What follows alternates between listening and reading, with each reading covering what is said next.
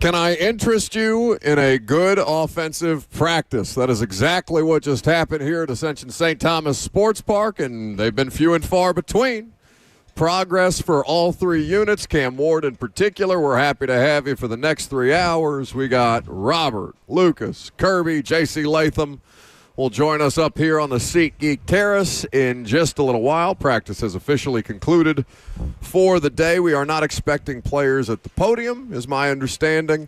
But if players who are doing scrum interviews right now, as it appears Calvin Ridley is one of them, doing just that, we'll pull the pertinent information for you, and we'll let you hear from the players who were on the field today. Trip down to Tampa is what's on deck next this afternoon for them. I will leave later tonight, and of course we've got joint training camp practices with the Tampa Bay Buccaneers tomorrow before the preseason game on Saturday night. Good morning, boys. Good morning.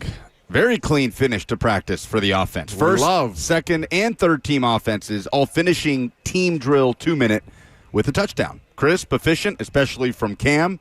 And just to see a Titans quarterback with a natural ability to feel pressure and step up in the pocket, to go north in the pocket rather than east-west. You just can't help but take a shot at your boy, can you? Never did. Didn't say anything. Just talking about the current quarterback. Okay. It's a refreshing thing to see, and it happened multiple times. The quick release, feeling the pressure, quick step up, and the decisive throw to lead the team down the field for a Tyler Lockett touchdown. Now, better does not mean a finished product. It does not mean perfect by any stretch of the imagination. Well, you say, of course, but then I feel that is a necessary reminder as we work our way through the daily reaction to the day's events.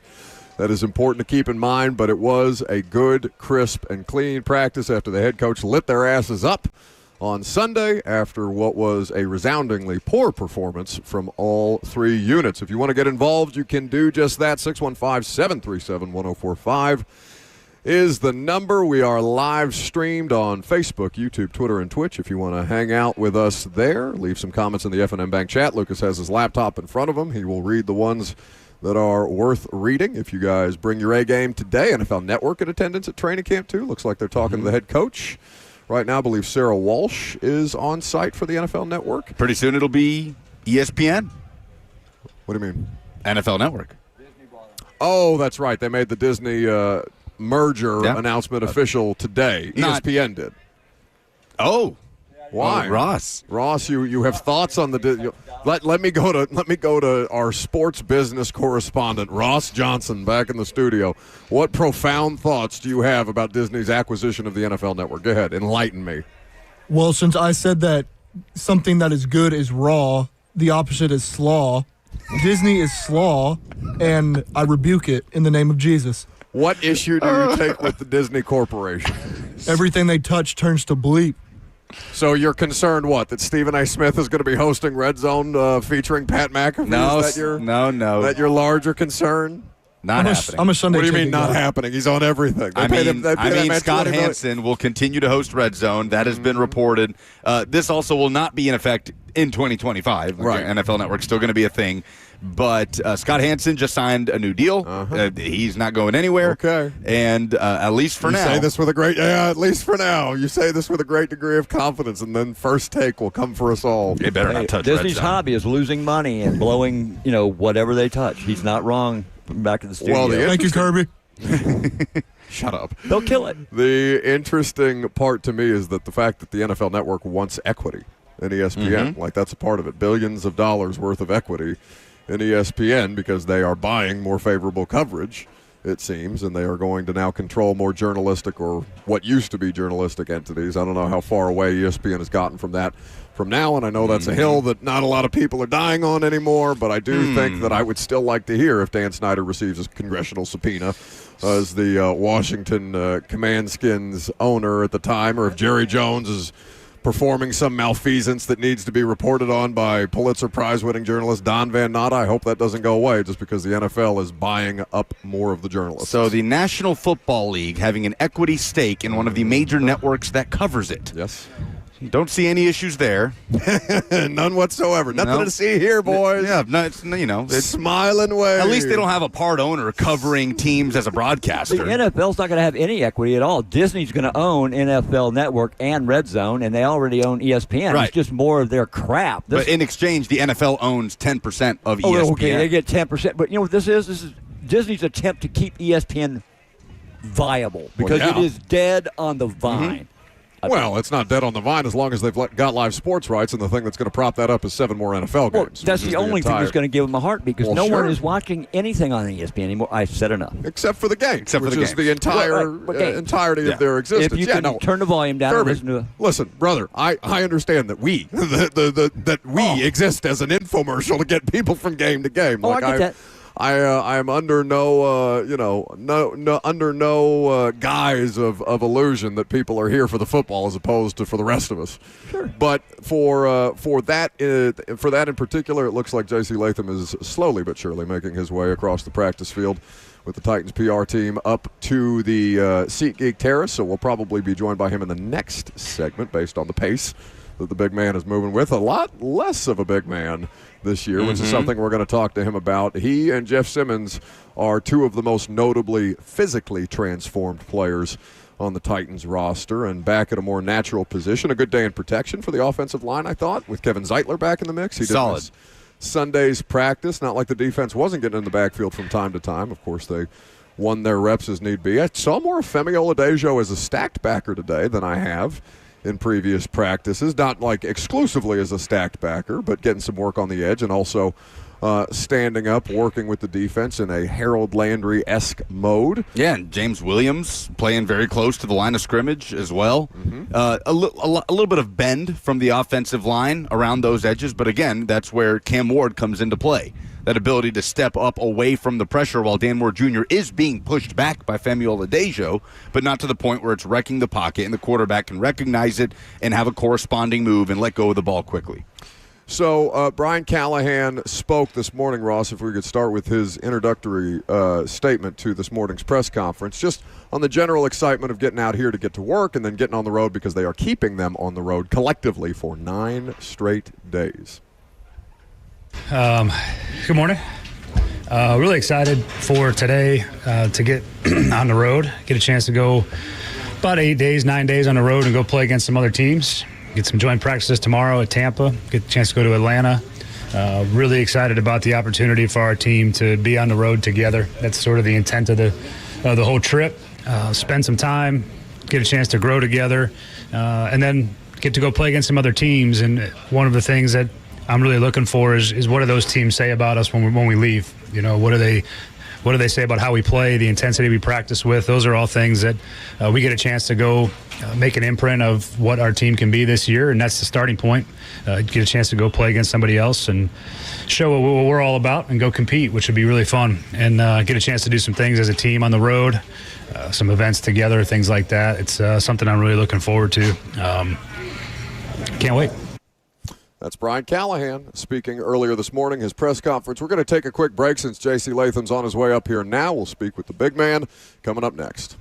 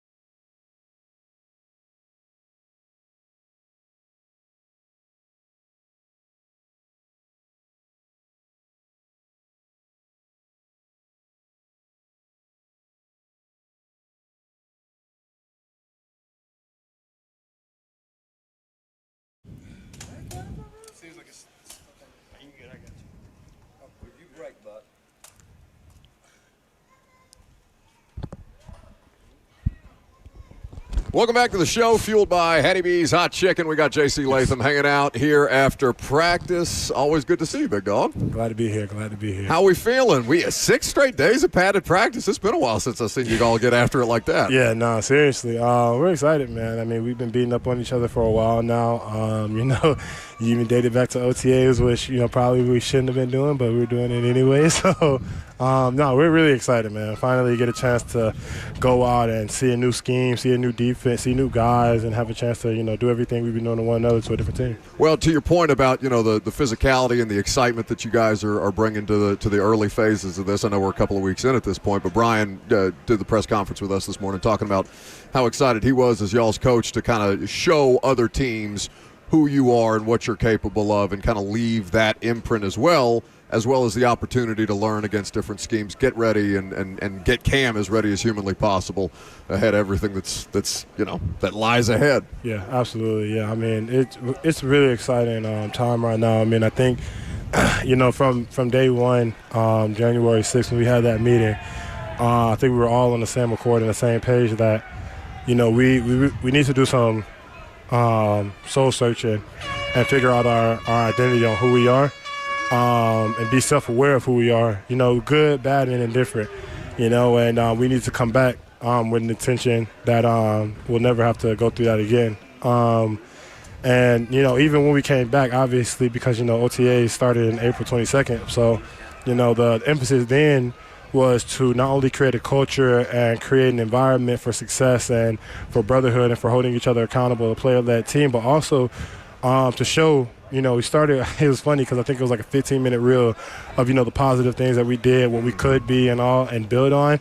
And then it was like an hour and a half of just all the terrible things we did. And Coach, every single play, he said it. He said if the pain is great enough, it will force you to change, in a good way, a bad way, however, but you're going to be forced to change by watching this over and over and over and over again. And we went for an hour and a half just seeing, the late off the ball, the missed assignments, the missed checks, the false starts, the holding, the drop catches, the, whatever it might be, the fumbles, like from the O-line, from myself to, if the running back messed up on something or the quarterback or the receiver or the defense, and we just repetitively, I remember we did that for weeks, and that kind of got us in the mentality like, man, this is fucking embarrassing. Like, you know what I mean? It was little things too. It wouldn't be like, oh, like you couldn't block that guy. It'd be like we're late off the ball. So now we're late off the ball, or we get a false start or 2 false starts back to back, and instead of being in a second and manageable, we're in a second and 20. And it was like stuff like that where it's like, man, we really beat ourselves almost every single game to where, we're just handing the game away, and we were looking at it. We didn't win the turnover battle. We weren't disciplined. We weren't mature enough. It was just so many areas of just the fundamentals and the basics that we had to all address within ourselves and within our position groups and the team as a whole, from the coaching staffs to the players to everybody, that we needed to all do a better job. And that's what we set out to do when we all came back together April 22nd. And I think we've done a great job at that. Jeff said it before, just holding each other accountable. And, Art and Key said, learning how to talk to one another, because, when they were coming in and when they were in college, how they communicated to somebody can be completely different than how we're used to communicating. You know what I mean? It's not a good way, bad way, whatever it might be. It's just learning your teammate, learning what makes him tick and what makes him go and how he responds, because some guys might shut down or get defensive if they hear the wrong thing. Even though it comes from a place of love, you got to learn how to communicate. So we're all trying to be better leaders in our own right. We're all trying to hold each other accountable and do more for each other and service each other. So it doesn't it sounds like you've very much taken that to heart, and I know you to be that kind of person, even coming back to your college days and the way that you approached it as a rookie. But the audience, I'm sure, can hear that intensity and that passion and that care for the message that you guys are trying to accomplish or establish moving forward. It's I'm sure it's very gratifying for Titans fans to hear that passion from you as somebody who's a foundational piece for this team to build to get where it's trying to get. Yeah, absolutely. I mean, that's been the centerpiece this whole offseason. We say it every single day. We track it every single day. We track how we're handling ourselves on the field, if we're giving great energy, the little things, the things that, result in the big plays or, things that result in wins. Are we getting off the ball together? If not, you get a minus. Are you finishing down the field? Are you running to cover the ball? If not, you get a minus. Are you in good position with your block? If not, you get a minus. These are the sins, right? Yeah. So, and the big thing was effort, execution, and eliminating sins, and that was our trio for, our team. So it's like, all the little things, the things, how, Coach Callahan describes it, is things that get you beat. It's not necessary. If you're in the NFL, you can play in the NFL. So it's not like we won't know if you can do it or whatever. Like, you can play.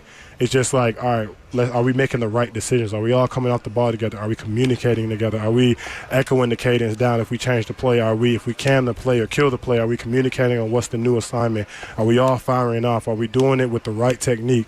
Are we putting ourselves in best position to succeed? And are we playing smart, disciplined football? So that was really the emphasis. Titans right tackle JC Latham hanging out here with us on 104.5 The Zone. You've talked a lot already this offseason about sort of the heightened priority that you're placing on your physique, on your conditioning to put yourself in the best position to succeed in year two. I imagine it helps to be in year two working under Bill Callahan as opposed to getting your feet under you, getting to know him as a coach. Is there any example you can give, any insight on maybe one thing that is more second nature to you working under him now as opposed to last year where you're still getting a feel for how he operates? Yeah, the thing that he created, I had this in college, but obviously it gets to a much bigger deal in the NFL. The thing that became second nature is just not only your plan, because every single play, he's a very, very detailed coach.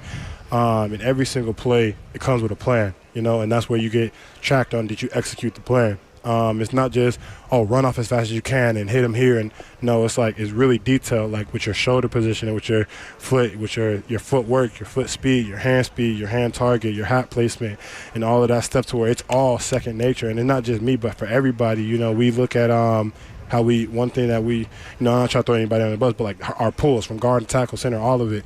We look at how we did it last year, and then you look at, the film from training camp and OTAs, and he's like, it's all natural to you guys now. Like, you guys are all pulling exactly how I want you to pull, hitting how I want you to hit, and it looks beautiful. You know what I mean? And it's like, that's second nature to us, because in spring especially, we did it every single day to really make sure we had this down packed, because that's what we want to do more of and be great at it. But also seeing the defense, whether it be wide front with 2 wide threes and a backer's mug, alerting the cross dogs, or if his safety's up the hash and the corner's cap, alerting the cap pressure on that edge, or if you got the end coming down and the backers kind of stacked over the 3 and you're running a mid-zone play to the right side, alerting the pirate game. You want to beat the pirate. So just alerting all of that and being on the same page, because, I remember, especially like, for example, the Bengals last year, they had a play like that. I can't remember. I think it was in the second quarter where they ran that very similar pressure. And preferably, if you're running a mid-zone play, you would want to combo with the center and guard, or the play side guard to the front side backer. Tackle stays by himself. But if they bring that DN by himself or down, the guard can't get off, so then you have to double it with the guard and the tackle. And the communication wasn't there. They brought pressure off the edge, blew the whole play up. So now it's like, all right, how are we going to handle that? Well, we all have to communicate. If we see that, make the call, echo the call to where we can all be in alignment and conjunction to go get that guy. Whoever's getting the blitz in nickel Sam, or not nickel Sam, whoever's getting the blitz in corner, we're all account for that. So, just doing a better job at that, and all that stuff's just second nature, so we're all firing off the ball a lot quicker. And today you guys were looking for a bounce-back day on the practice field offensively. It looked like you got it at the end, the 2-minute drill. Chris moving down the field, Cam efficient, stepping up in the pocket. I know Calvin Ridley down there just now said it wasn't as good as maybe it looked to you guys. What were your takeaways today from the practice that you guys had? Yeah, I got fucked up on the very first play. I didn't mean to swear. I apologize. No, we got a button for that. We got a button for that. Man, we can't do it a ton, but we got a button for that. Yeah, I got messed up on the It's all right, Ross. Take a deep breath back there. You're good. As long as you spread them out. I had this with my hands. Gave too much press in the pocket. But I know later on in that play, later on in the drive, I remember one of the looks. I haven't really seen it much, and I think to date it might have been my first time ever seeing Jeff specifically at the end spot against me. And the first time I seen now, Zite's played 13 years, so I can't. He checked out of the 2-minute drill and had to handle something, so we had the rookie in. So Jeff lined up over me, and I'm thinking, all right, he's clearly gonna try to power me or whatever, because he's a big guy, strong guy, quick off the ball, expect power, whatever else might come with his counters. And, I sat back because it's 2 minutes, so you want to see it all unfold in front of you. And immediately he just goes in and kills the guard. And I felt really bad. And that's when we came back to the sideline, and Zach was telling me, he was like, yeah, when that look specifically, you got to be aware, because more times than not, they're not rushing the 3 from the 5 to just rush them, especially in 2 minutes. They're probably going to run a game off of that. So he told me the call that we should make for it and just be alert. And he said, let your guard know that the 3 is on the outside now, because more times than not, he's going to try to get the angle to pick the guard, because on that look specifically, the end was actually lined up at the 3 and Jeff was lined up at the 5. So they kind of flipped, but they ran a game to get him back in a normal position. We got the ball off, but, that's something that, I don't think I've seen it to date. So I got a chance to learn about that. And then, there was other areas where, we wish we can always just try to find ways to improve on being quicker and faster with your hands and all of that stuff. So, I think that's, a fair assessment to say. It meant to the outside, look, we scored 3 touchdowns with a touchdown each group. But on the inside, we all can try to be a player-led team to say we can do a better job there. So. Again, the degree of difficulty has to be so much less with a guy who's played 13 years in the NFL next year. Not to throw anybody else under the bus, but how many guys that last 13 years in the NFL that have that depth of knowledge that can provide you that additional context? Yeah, seriously. He is amazing. I remember when he first got here, I wanted to talk to him about just his playing career, playing with Joe Thomas and Penei Sewell specifically, and what they did, because I'm a strong believer that success leaves clues. And there's a blueprint to success. So asking how they approached the game, asking how they did this. And, you can't really copycat, in my opinion, you can't really copycat someone's game completely in the NFL. I'm never really going to be Laramie Tunsil. My foot speed's not like that. When he steps back, he's square, looking straight ahead until the last second where he gets his eyes on the target. That'll never be me. I like to look at my target right away.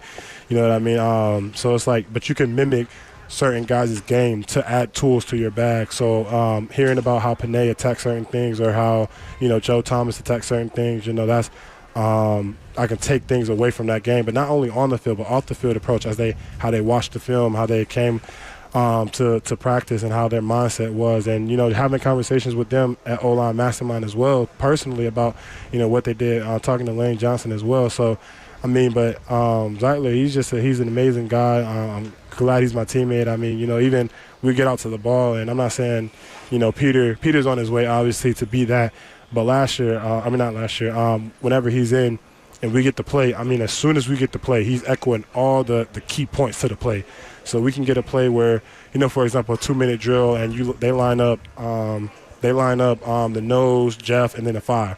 Immediately we're coming off the ball. He'll echo the cadence, and then he'll immediately say, hey, alert the Giants to the side, alert the Suns, and alert X, Y, and Z. Like, as soon as we're walking to the ball, to make sure we're all on the same page. From a 13-year-old guy, that makes my job so much more. Because, part of playing fast is, what I learned is decluttering your brain, taking away all the extra things you're thinking about to where you can just play. So as soon as he says that, immediately my antennas go up to all right, bet, this is where we are. I'm on the same page as him. We're on the same page. We win together, we lose together, but we're on the same page. So, yeah, I love playing with him. Attacking the offseason program, I know, was something that was important to you as well, and you've talked about the weight loss and the way that you've changed, how you prepare, and how much of a difference it made for you in the offseason program. I'm sure that's carried into camp. So what did you cut out, and what is now taking its place as far as a dietary standpoint? Everything. I was a guy, especially in college, you really don't notice it until you can't outwork a bad diet. That's what I've learned to realize. We work in radio, but we know. So in college, it was a lot of I ate whatever I wanted to eat. So it was really like whatever, and I stayed the same weight. I was actually losing fat and gaining muscle eating whatever. So when I get to the NFL, it's not the same. You're not working out as much as you are, especially in season, as you are in college. So learning how to keep that diet intact is really important. So when it came to what to cut out, you cut out all fast food chains basically.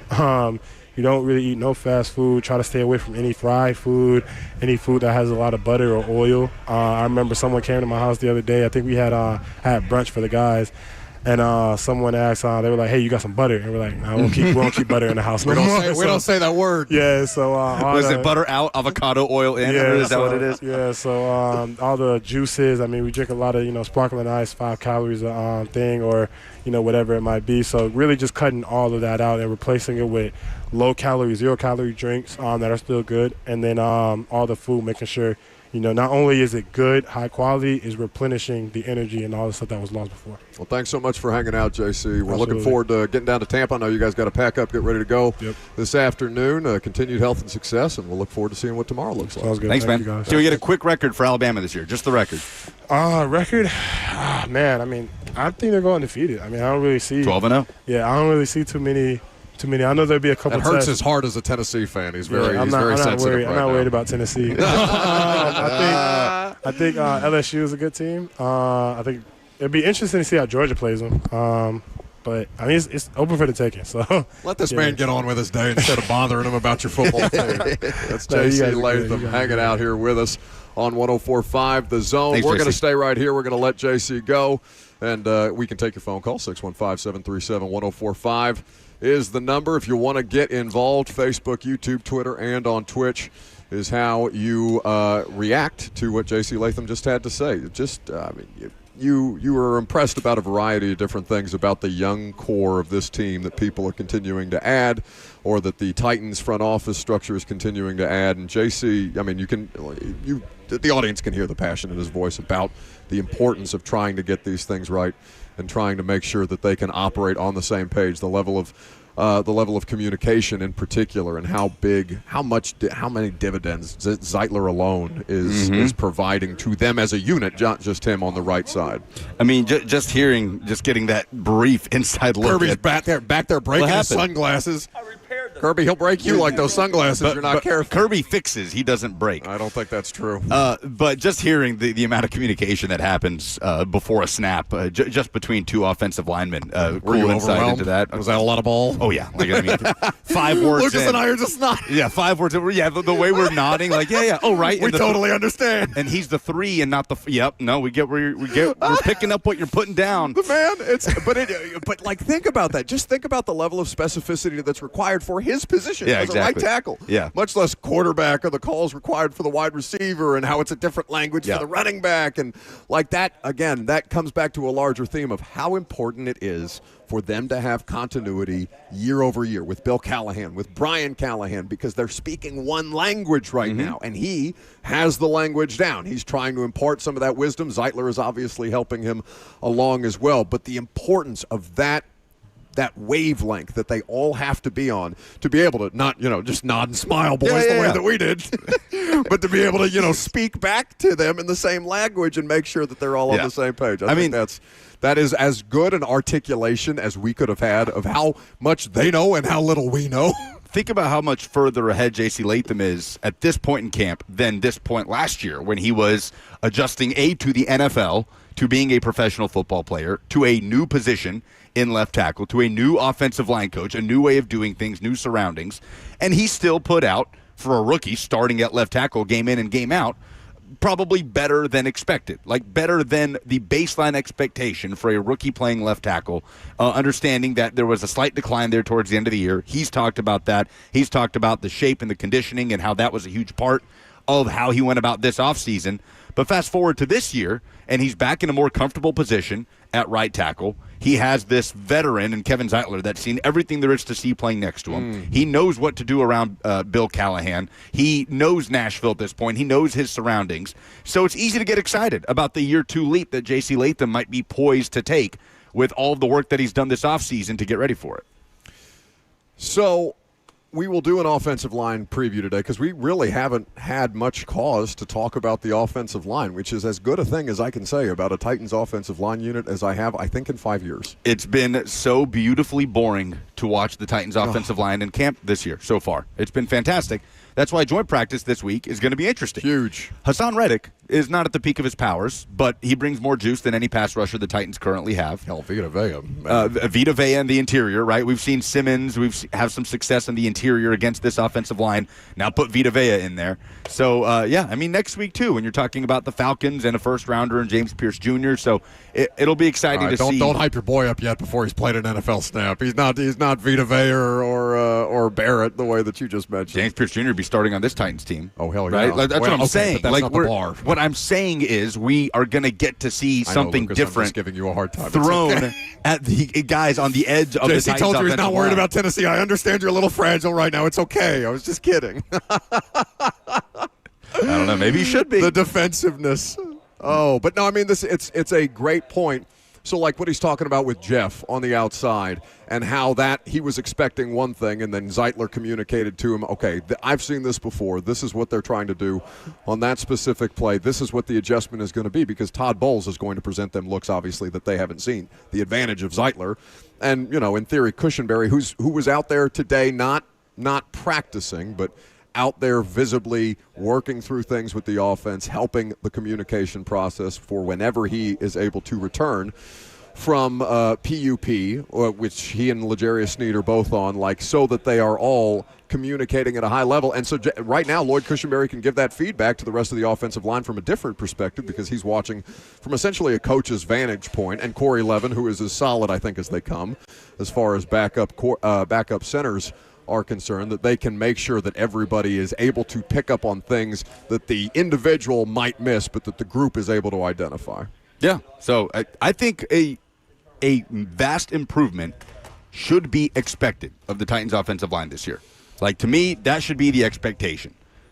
Titans fans are just sick of it. They are so tired of just seeing bad O-line play. Who could blame them? Of seeing the worst of the worst offensive line play in the NFL, especially at the tackle spot. Happy retirement, Dennis Daly, by the way. That's right. On the reserve retired list in Jacksonville. I didn't even know he had ended up in Jacksonville. Titans legend. So whether it's fair or not, because this is a new starting five that has to gel and all of those things, the level of patience will be so much thinner for the offensive line group than it will for, say, the rookie quarterback week one against that Broncos defense and that defensive line.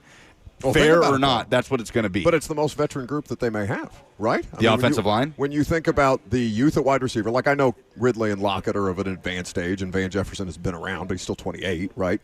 There is a youth movement across the board on this roster, top to bottom. So many young players that they're going to have to lean on, and Skoronski and Latham are two of those as a second-year player in the case of Latham and going into year 3 for Peter Skoronski. But, from a standpoint of where the inexperience, where the learning curve can be allowed for more, you would look at other positions and be like, all right, if Alec Iamaner is still cleaning up technique stuff, that's understandable.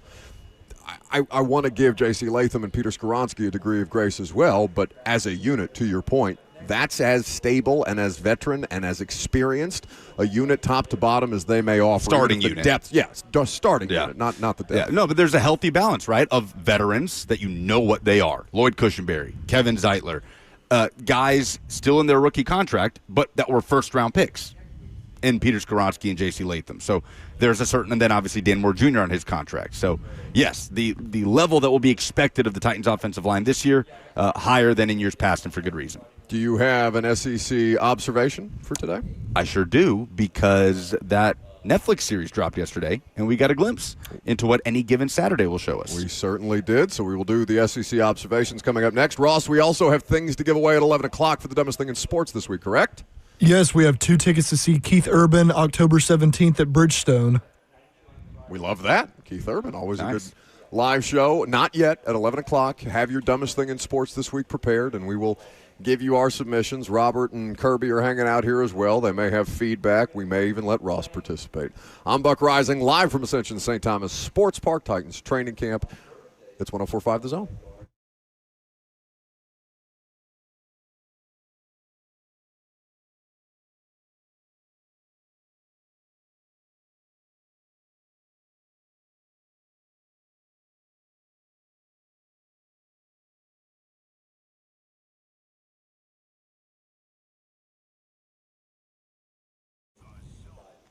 Have you thought about installing a home generator in your home? It's actually a lot easier than you might think.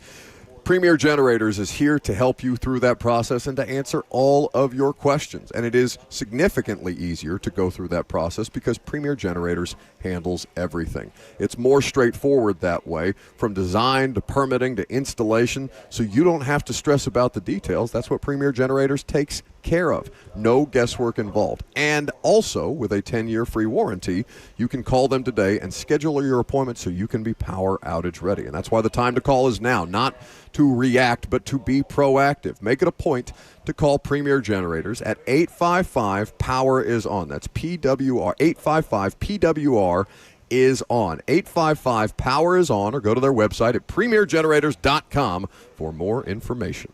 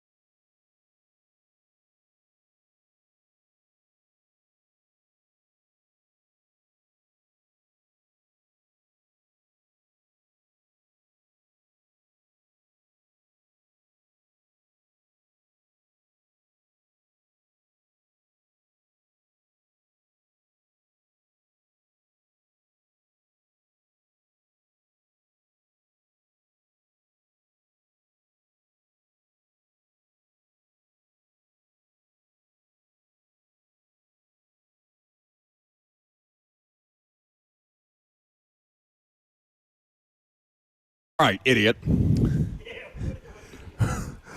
Do you know what happens when we do a segment that is done every Wednesday at 10:45 instead of your stupid Run Rudolph for the fourth straight day?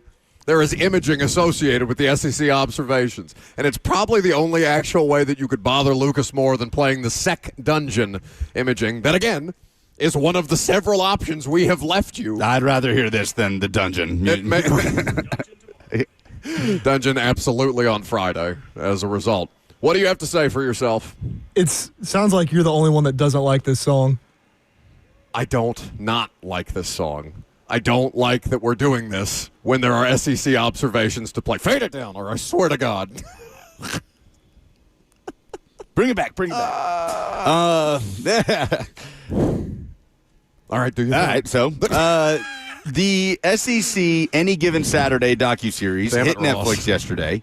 7 episodes, all hitting Netflix at once. I admittedly got the first 2 in. You said you got like the first 20 minutes in of the first episode? I got so sick of listening to Brian Kelly try to sell me on himself as a coach. You just passed out. I was just like, I'm familiar with this routine. Thank you, Brian. Yeah. So we know you're a screamer, okay? Nobody needs to know that you coach. That coach know. These guys know that coach coaches them hard.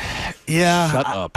So the Tennessee Focus episode is the last one, I believe. The one that I am about to watch, the 3rd episode, I think is the Vanderbilt one and focuses on the upset over Alabama.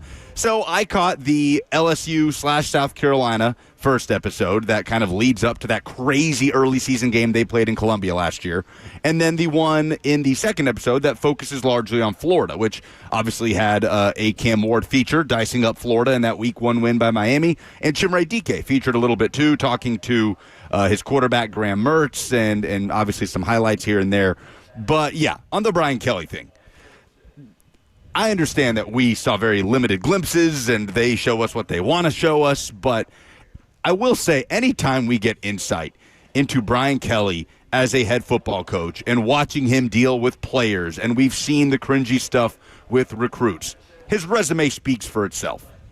But every time I get any sort of inside look at it, I think to myself, how in the world does this guy connect with 18 to 22-year-old college football athletes? I don't think he does. But you have to an extent, to have the success that he has had in recruiting and winning games at Notre Dame, literally the winningest coach in Notre Dame history. Mm-hmm.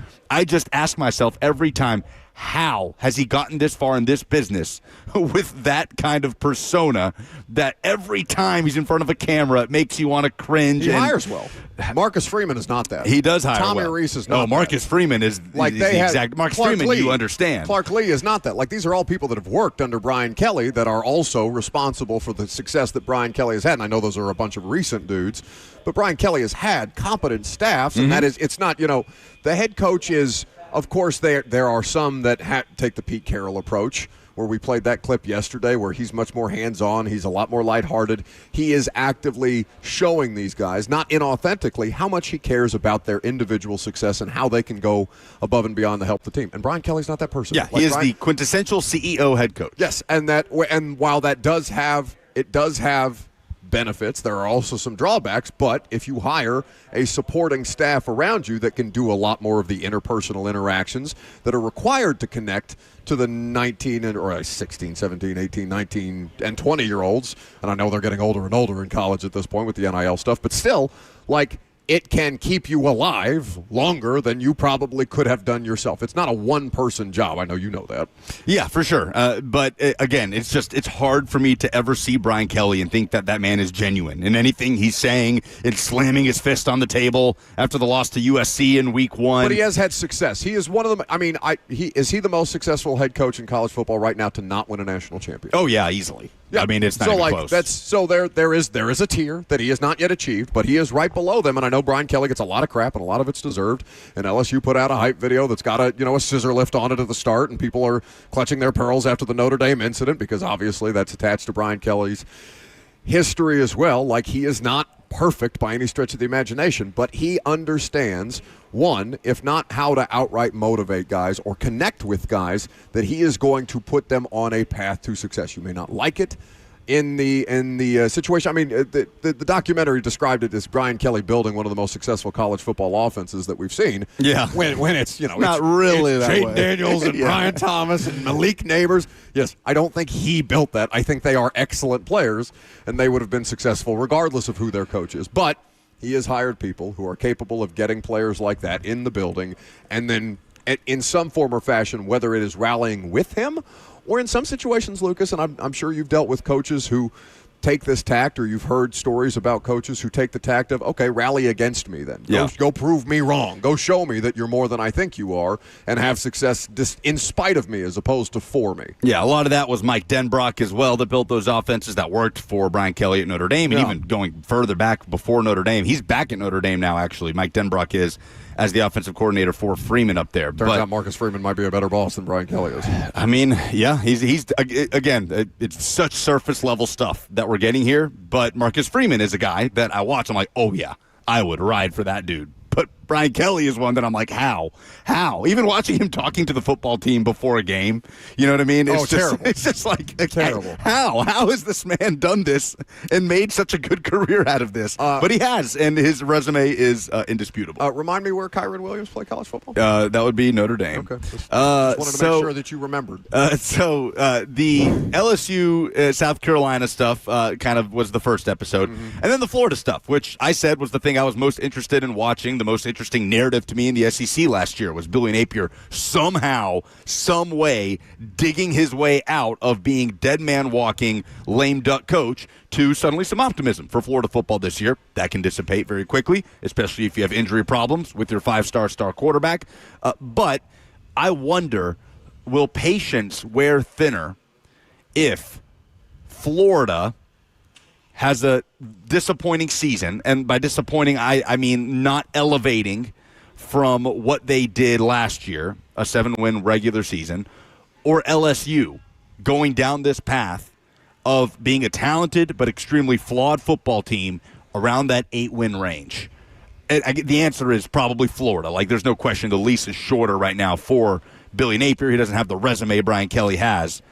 But patience will start to wear thin for Brian Kelly this year for an LSU team that's got Garrett Nussmeier talked about as a Heisman contender. You're right. No, it already has. But, I mean, at what point do we have to get into hot seat discussion with a massive buyout down there? Aren't we there? With the massive expectations that are on this LSU football team to be a national championship contender. What did Alyssa Lang say in the opening sequence of talking about the LSU program? Ed Orgeron wins a national championship and is fired 2 years later. And the volumes that speaks about the standard that LSU has. Brian Kelly has not won a national championship, and Brian Kelly is coming up on his 4th season at LSU. And yes, there is a massive amount of money associated with moving on from that person, but don't act like LSU isn't prepared to pull the trigger if they feel like they are not getting their return on investment. Brian Kelly also, one of the things he said was, LSU was a program that had fallen on some hard times. And I was like, come on, 2 years after winning a national title, get out of here with hard times. You don't know hard times. A couple of unsatisfactory seasons and a fired coach. Get out of here with that. Anyway. He kept repeating how his mortgage and life depended on 18 to 21. I was like, we get it, dude. We get it. You're a coach. He did repeat that multiple times. They included it. Again, denigrating the 18 to 22-year-olds that are the reason that you have a mortgage to pay in the first place is not the tact that I would take, Brian. Yeah. Enjoy all that wine you showed in the beginning of the show, Brian. Do you want a cab? A Merlot, perhaps? But I've been entertained. By the show. I'm stunned that you were entertained by an SEC, a 7-part SEC. I mean, I don't Netflix. You're looking for like a documentary that's uncovering secrets like Watergate. I'm just trying to be entertained and get excited for football season, which is what most people are trying to do. Do you know why Lucas didn't get to episode 3 last night?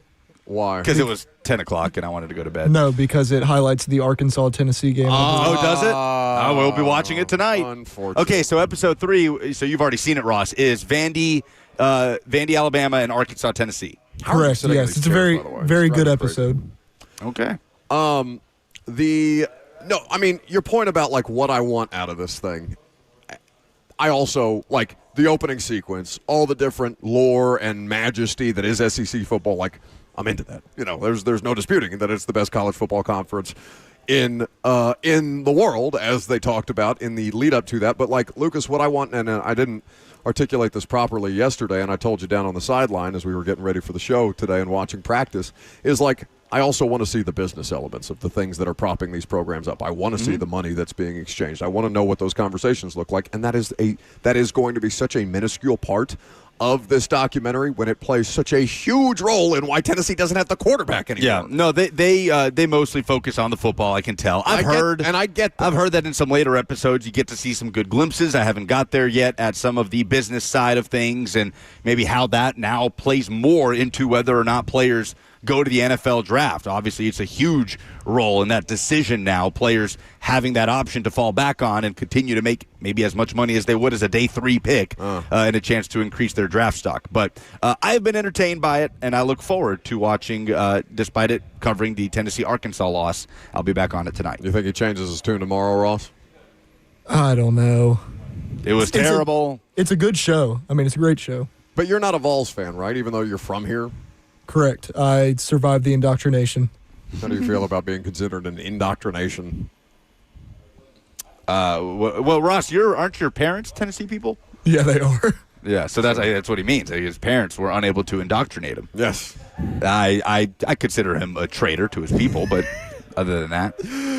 Oh, well, speaking of things that make you drop your head into your hands, like Tennessee losing at Arkansas last year, the dumbest thing in sports this week, 615-737-1045. Give us your submissions.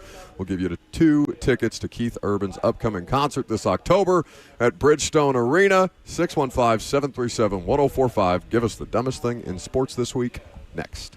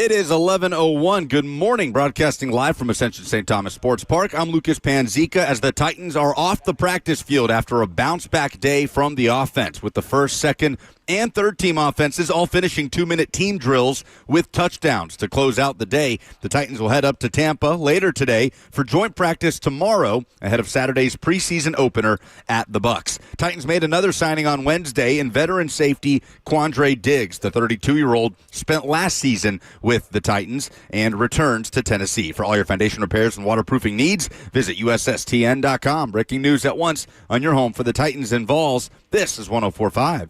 The Zone.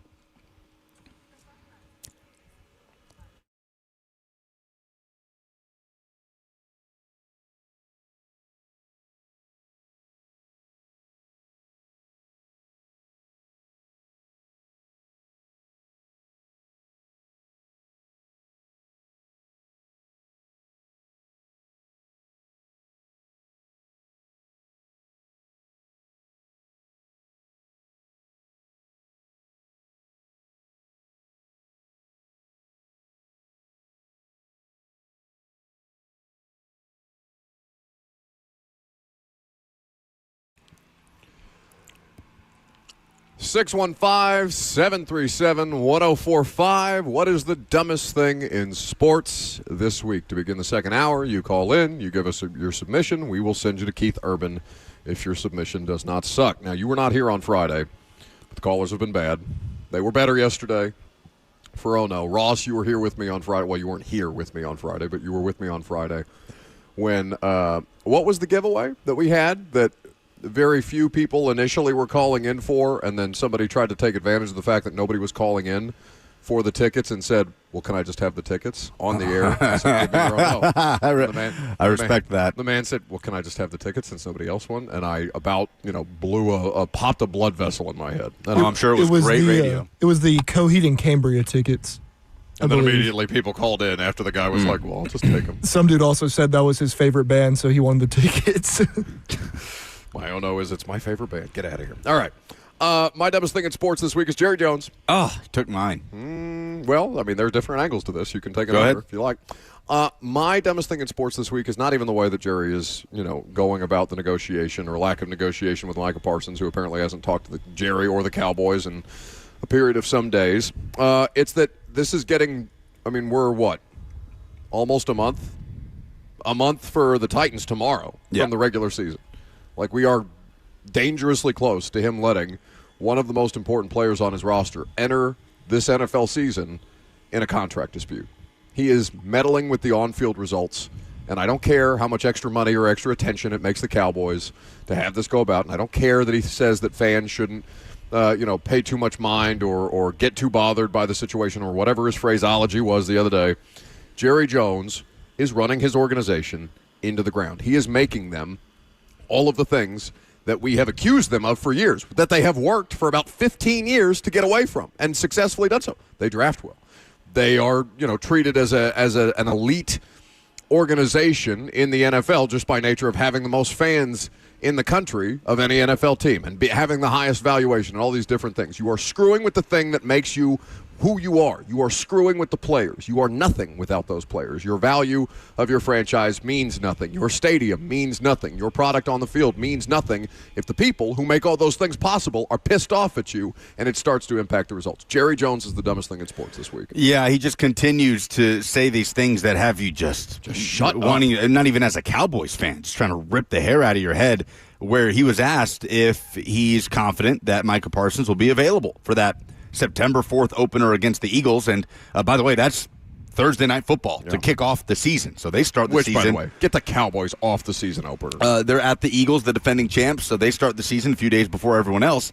Asked if he's confident if Parsons will be available, and Jerry said, quote, no, absolutely not. A big part of that is his decision. How would I know that? And then when asked when the urgency for a deal would increase, he eventually said, I'm urgent. So it's just the way that Jerry is making this about Jerry and just pushing all of this onto Micah Parsons that very clearly is affecting Parsons' teammates. Star players of the Cowboys are making Micah Parsons their profile picture on social media now. They're standing in solidarity with him.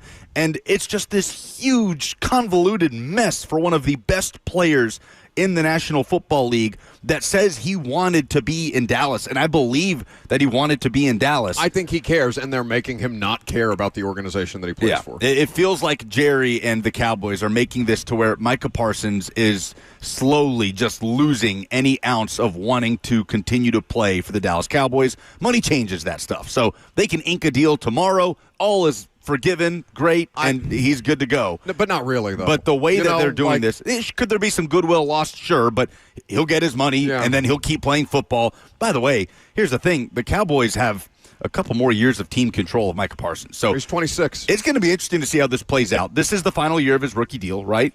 They could franchise tag him next year as well. God. They could franchise tag him again. I know. Like, the Cowboys obviously have that sort of control that we don't typically see exercised in this type of way. But the fact that it is this dramatic and there is such little movement on this close to the season, dumbest thing in sports this week. Because it's not just Jerry, right? It's Stephen Jones being like, well, he has to want to get paid. You don't think he wants to get paid, Stephen? Like Stephen Jones of all people. I mean, it's the Bengals saying, "Well, yeah, if Trey Hendrickson would just accept what we're doing, then this would it's all maybe he should be on more him." reasonable with right? his demands. Exactly. He is so much better at what he does than you are what you do. Like, where do you get off? Anyway, Ross, what's your dumbest thing in sports this week? One of the callers has mine, so I don't want to steal their thunder. Okay, which caller has stolen yours? I believe it was Bryce, so we'll go to Bryce first. What do you got, Bryce?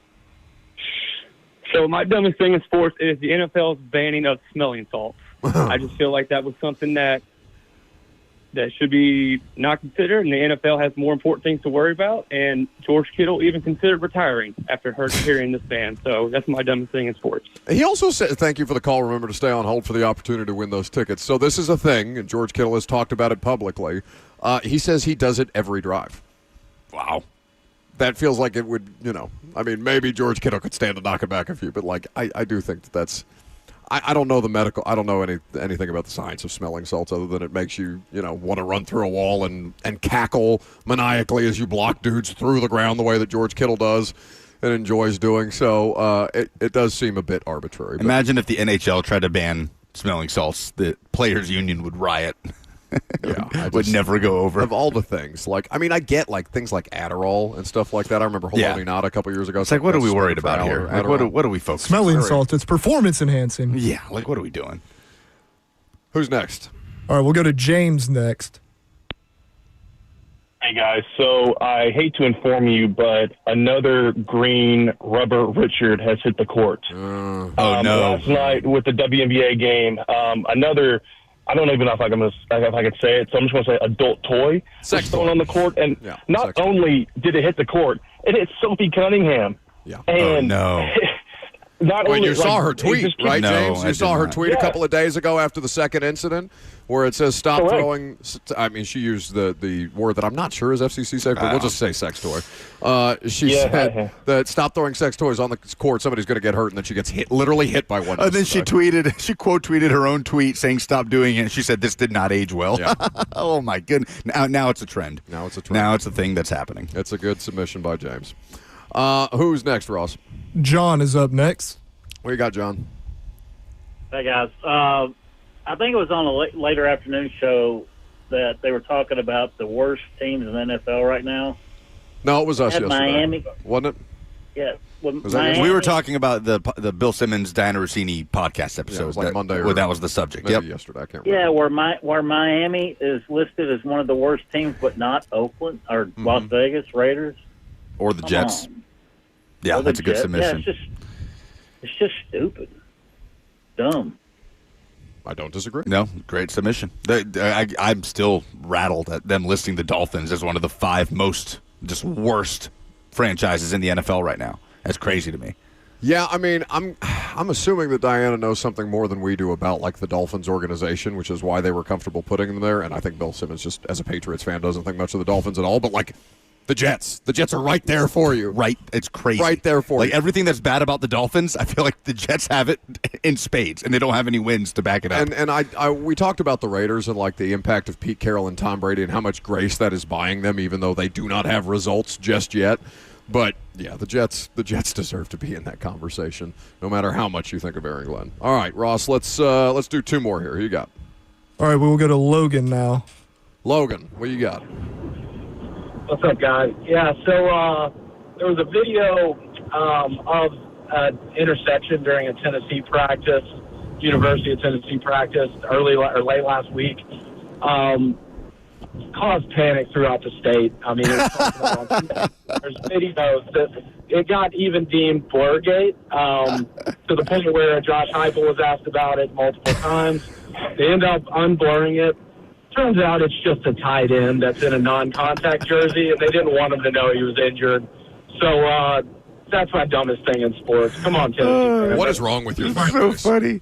That's so great. By the way, Merklinger threw the interception. Like I was like Austin Price of VolQuest. It was like losing his minds at fans on Twitter. It's like nobody's trying to hide who threw the pick. Merklinger threw the pick. They were just trying to cover up the player that was injured because it's their policy to not show the guys that are working in non-contact. It's like Vrabel's version of the third field, right? You're not allowed to say who's on the third field. Like Tennessee's, video team they don't want to include who's in non-contact, but for the sake of shutting down Blurgate, they had to say, all right, it was Miles Kitselman, damn it. But, is it so far beyond the pale that Tennessee would consider doing something like that because the fan base is absolutely Oh, no, it's insane? not at all. Yeah, okay, not at all. I just want to make sure that that's clear. That could have been also done by design because I love you all, but you're insane.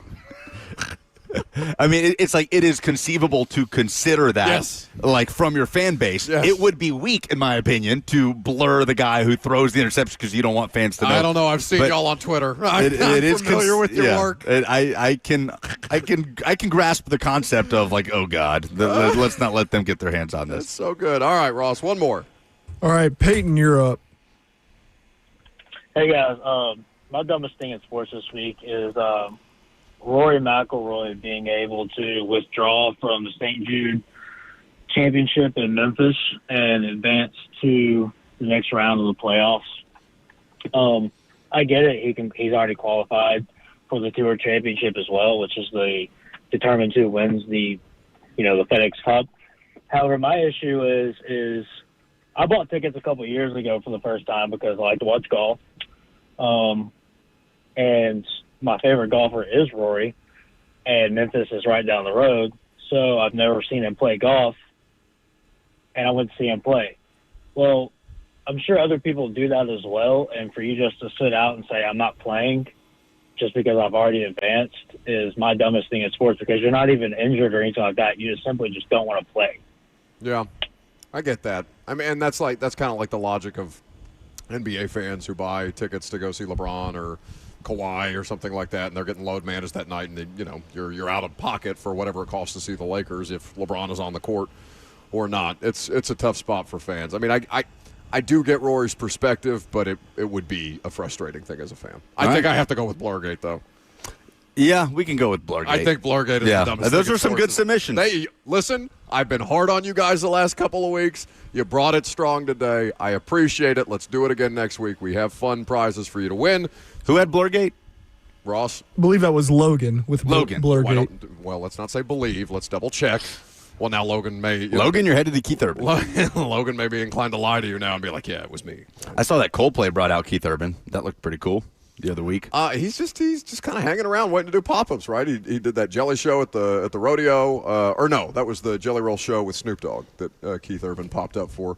Turns out really, really fun. Really fun performer, and I know he'll kill it at the concert. So, Logan, hopefully you enjoy that. And we'll do the dumbest thing in sports this week again next week. Coming up next, 615-737-1045, by the way, is how you get involved. We will continue to talk about what Brian Callahan said at Titans practice today. We had JC Latham on earlier in the show. I'd like to run back some of that audio probably in the noon hour to give Ross adequate time to prepare because I thought he was really, really good at articulating a lot of things that fans think they know, but football players actually know. I'm Buck Rising. It's 104.5 The Zone.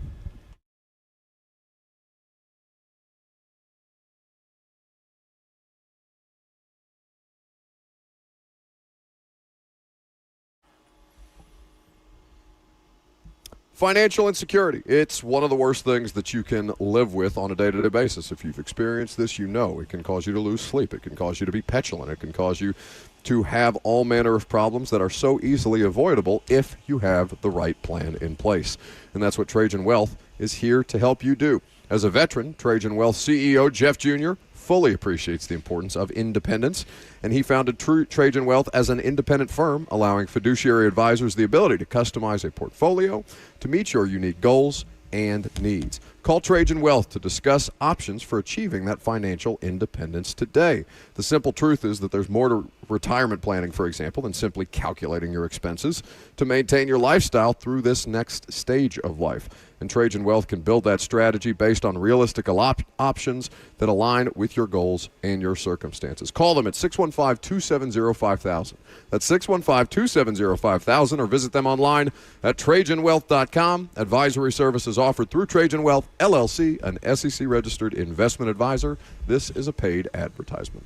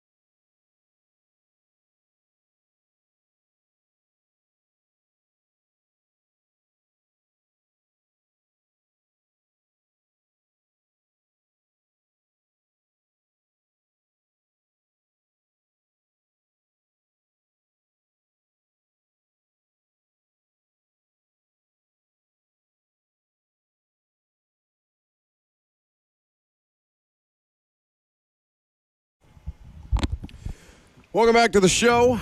Fueled by Hattie B's Hot Chicken. We're hanging out here on the SeatGeek Terrace. Practice is concluded on the day. A smoother practice for all three offensive units than certainly was Sunday, which was the last time that they were on the field. I saw a couple of things because, I made note of the fact that I thought the Titans had a good offensive practice. And a lot of the feedback that I saw on social media was, well, it must be true because you don't ever say nice things about them, so we have to take that to heart. But you try not to over-compliment or project about things that you may not fully understand, and I think Calvin Ridley did a good job articulating some of the ins and outs that, from our standpoint, make it look like a good practice, but may not have been as clean from their standpoint as externally you see. And we'll get to that audio here in just a second. I do want to start with the head coach, though, who spoke at the press conference today. First time since he got a piece of their ass on Sunday afternoon because he didn't like the attitude, he didn't like the finish, he didn't like the way that they were not responding on Sunday to the defense on Sunday. And he was asked about, I think Tehran's words were, an uncharacteristic blow-up by a coach who's, for the most part, pretty easygoing.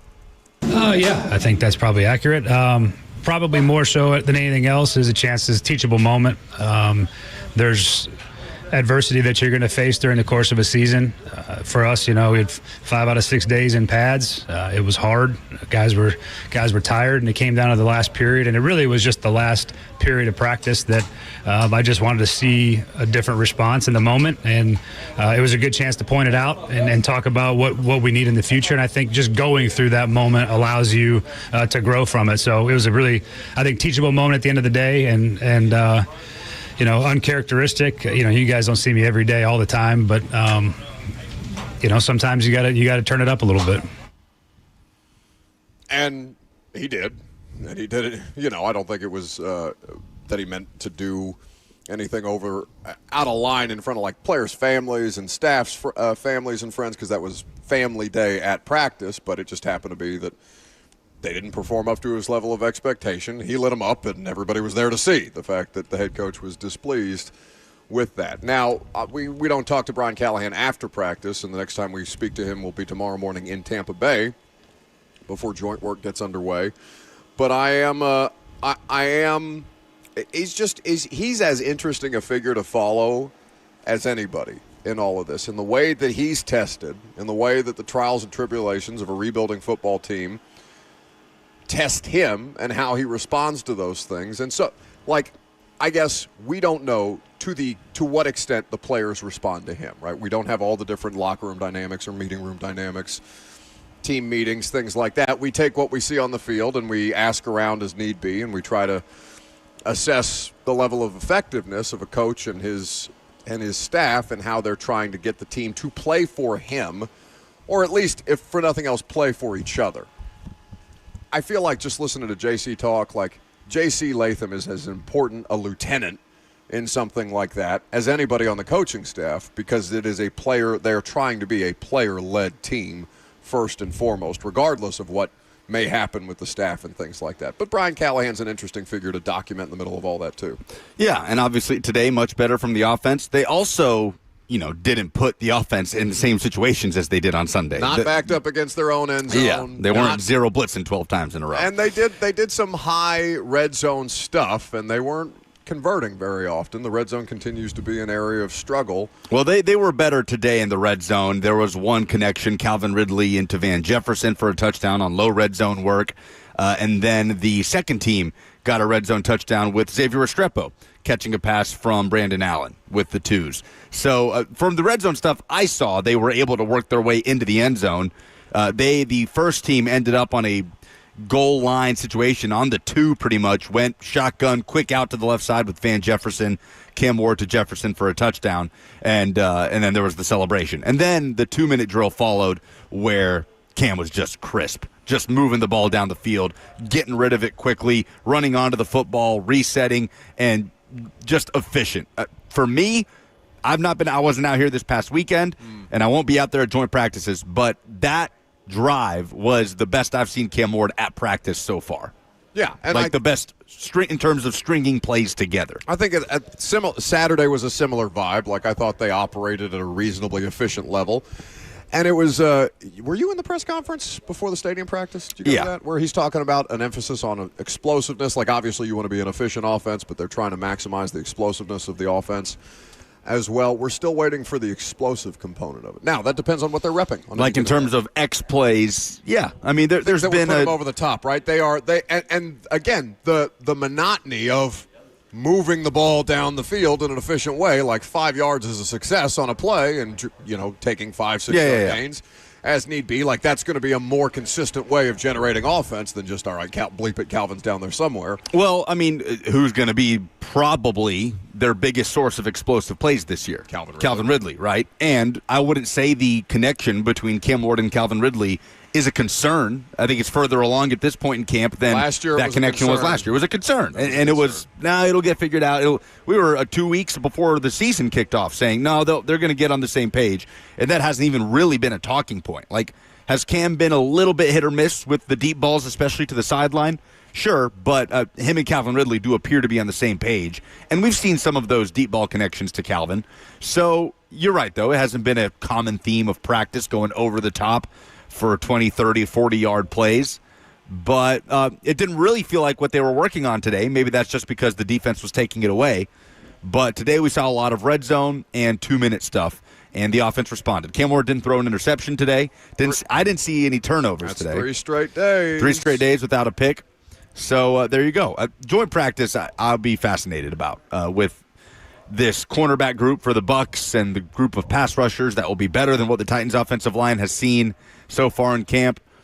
That's where you really see a team get tested, I feel like, for the first time in camp. That's not with what we're accustomed to seeing, and that's just them going up against their teammates. 615-737-1045 is how you can jump in at any given point if you would like to participate in the show. If you have questions, comments, concerns about what you are seeing, if you got the chance to attend practices. This was the last fan practice, by the way. Oh, was it? This is the last open practice to fans. So now we move forward with the joint practices, and as preseason games ramp up, they're just going to be here less frequently. 9 straight days on the road. The idea of this like Titans summer camp thing that they're getting ready to embark on, where Brian Callahan is really looking to see them grow and develop. I know JC talked about level of communication and learning each other as people as much as teammates, and that paying dividends out onto the field, and the whole emphasis of the leadership program, the redesigned leadership program that they implemented in the offseason. That how they respond down there collectively, and if they take their lumps in Tampa Bay on Thursday, it might be reasonable to expect, at least the offense does, right? And if they turn around and respond in kind in Atlanta the following week, and that's the kind of stuff that Brian Callahan's bringing up, like leaving their imprint on teams. They want to be defined. They were pretty tough to define last year, whether you want to call it a lack of identity or, you know what? I wish I could remember the exact phrasing from Brian Kelly on that Any Given Saturday documentary, because the one thing that he said that I liked is that the word culture is tossed around too much, and that culture is this thing that we talk about a great deal in sports, and how really what is being referenced as culture should simply just be standards. Yeah. What standards did this team have last year? I know they had standards. I'm not saying that they were walking around as a coaching staff being like, you turn the ball over 18 times as a quarterback. What are you going to do? It happens. Obviously, that's not acceptable. You see Brian Callahan go nuclear in the Jets game. Like, they have a standard that they wish to operate at. Team didn't meet any level of standards last year. I think that is almost a better talking point for a team like this than the nebulous culture, because culture is something that can be fleeting. It can be just kind of out in the ether, whereas standards I think you can define more viscerally than, all right, this team has a culture or this team lacks culture, whatever that means. I mean, but just because culture is hard to define doesn't mean it's not a tangible thing. Oh, sure. Every workplace has a culture. What would you say the workplace culture is for us? Toxic. Terrible. That's why we're so bad at what we do. You know who's good at what they do? Second Harvest Food Bank of Middle Tennessee. As we're out here at the Titans facility on Great Circle Road, Second Harvest Food Bank is right down the road. I mean, we could probably walk down there right now and drop some cans off. Can we see it from here? Maybe. We might be able to see the top of it. Yeah, because they've got a big, nice facility down there. And school is starting soon. But many students in Middle and West Tennessee are going to be returning to school without the most essential supply, and that is food, nutritious food. So I am working with Second Harvest Food Bank of Middle Tennessee to help stock school food pantries across the community. We need your help. Please donate now. We're calling it Panzica's Pantry at 1045thezone.com. How self-involved of you. And help, not surprising from you who hates charity and people that are less fortunate, but for those of you that aren't like Buck, help provide nutritious food for local students facing hunger. Even $10 can provide enough food for 40 meals. So 1045thezone.com, you'll see it on that ticker rolling across the middle of the screen, the link to go donate. Can I just Venmo you and you donate for me so that people don't know that I'm being charitable that way and I can maintain my standards? I don't care how you do it. Okay. As long as you do it. We'll do it. 1045thezone.com for more details. Beyond that, we mentioned a couple of different things that they were doing with Femi and James Williams today on the defensive side of the ball. We haven't talked about Quandre Diggs being re-signed by the team. Mm-hmm. He was out here today, limited stuff, just kind of getting reacclimated. It's mostly individual, and he's got to ramp himself back up into football shape. He's obviously coming off a significant injury that ended his season with the Titans where, I don't know, I felt pretty good about Quandre Diggs' level of play. Like he was one of the more reliable pieces that they had out on the field when he was available. But Diggs is not coming in here to compete for a starting job. I was slightly surprised. I didn't feel like it was a position of great need for the team right now. Kevin Winston Jr. not out here today. What is it, dealing with some soreness? They're monitoring his return to play. Yeah. And he's been very, very active, and he's been 100% go since he came back or since training camp began, because that's been his first opportunity to get back out here and get after it. And, it's not surprising that he's short because he's making a tackle on every play that he's out there, right? He is in the middle of every pile. So they're just the safety signings, because there have been several, they are not about Kevin Winston Jr. and a lack of availability. They're churning the bottom of the roster. They may like better competition for a guy like Mike Brown, who's a fourth safety in this situation. Quandre Diggs has a lot more experience. Brian Callahan knows him. He mentioned from his time in Detroit or their time in Detroit together. What do you want? You texted me. Did I? Please. Let me read this. Please do. Give me your practice thoughts. I said, on the air or just for you? You said, air. So I came over here and sat down. Thank you, Robert. Thank you for that I do clarification. love that you're wearing your aspirational clothing that I've given you, my fat clothes. Yes. All of your fat clothes do fit me. They are my now clothes, so I'm enjoying them. And especially this Masters polo you got me. Really enjoy It was this. given to me by an ex-girlfriend. Yes, it still smells like her. That's why I'm wearing it. That was a few ago. Oh, yeah. I'm glad you had that disclaimer. That was a few ago, so I'm surprised that there's still a scent. Practice squad. Practice thoughts. Practice thoughts.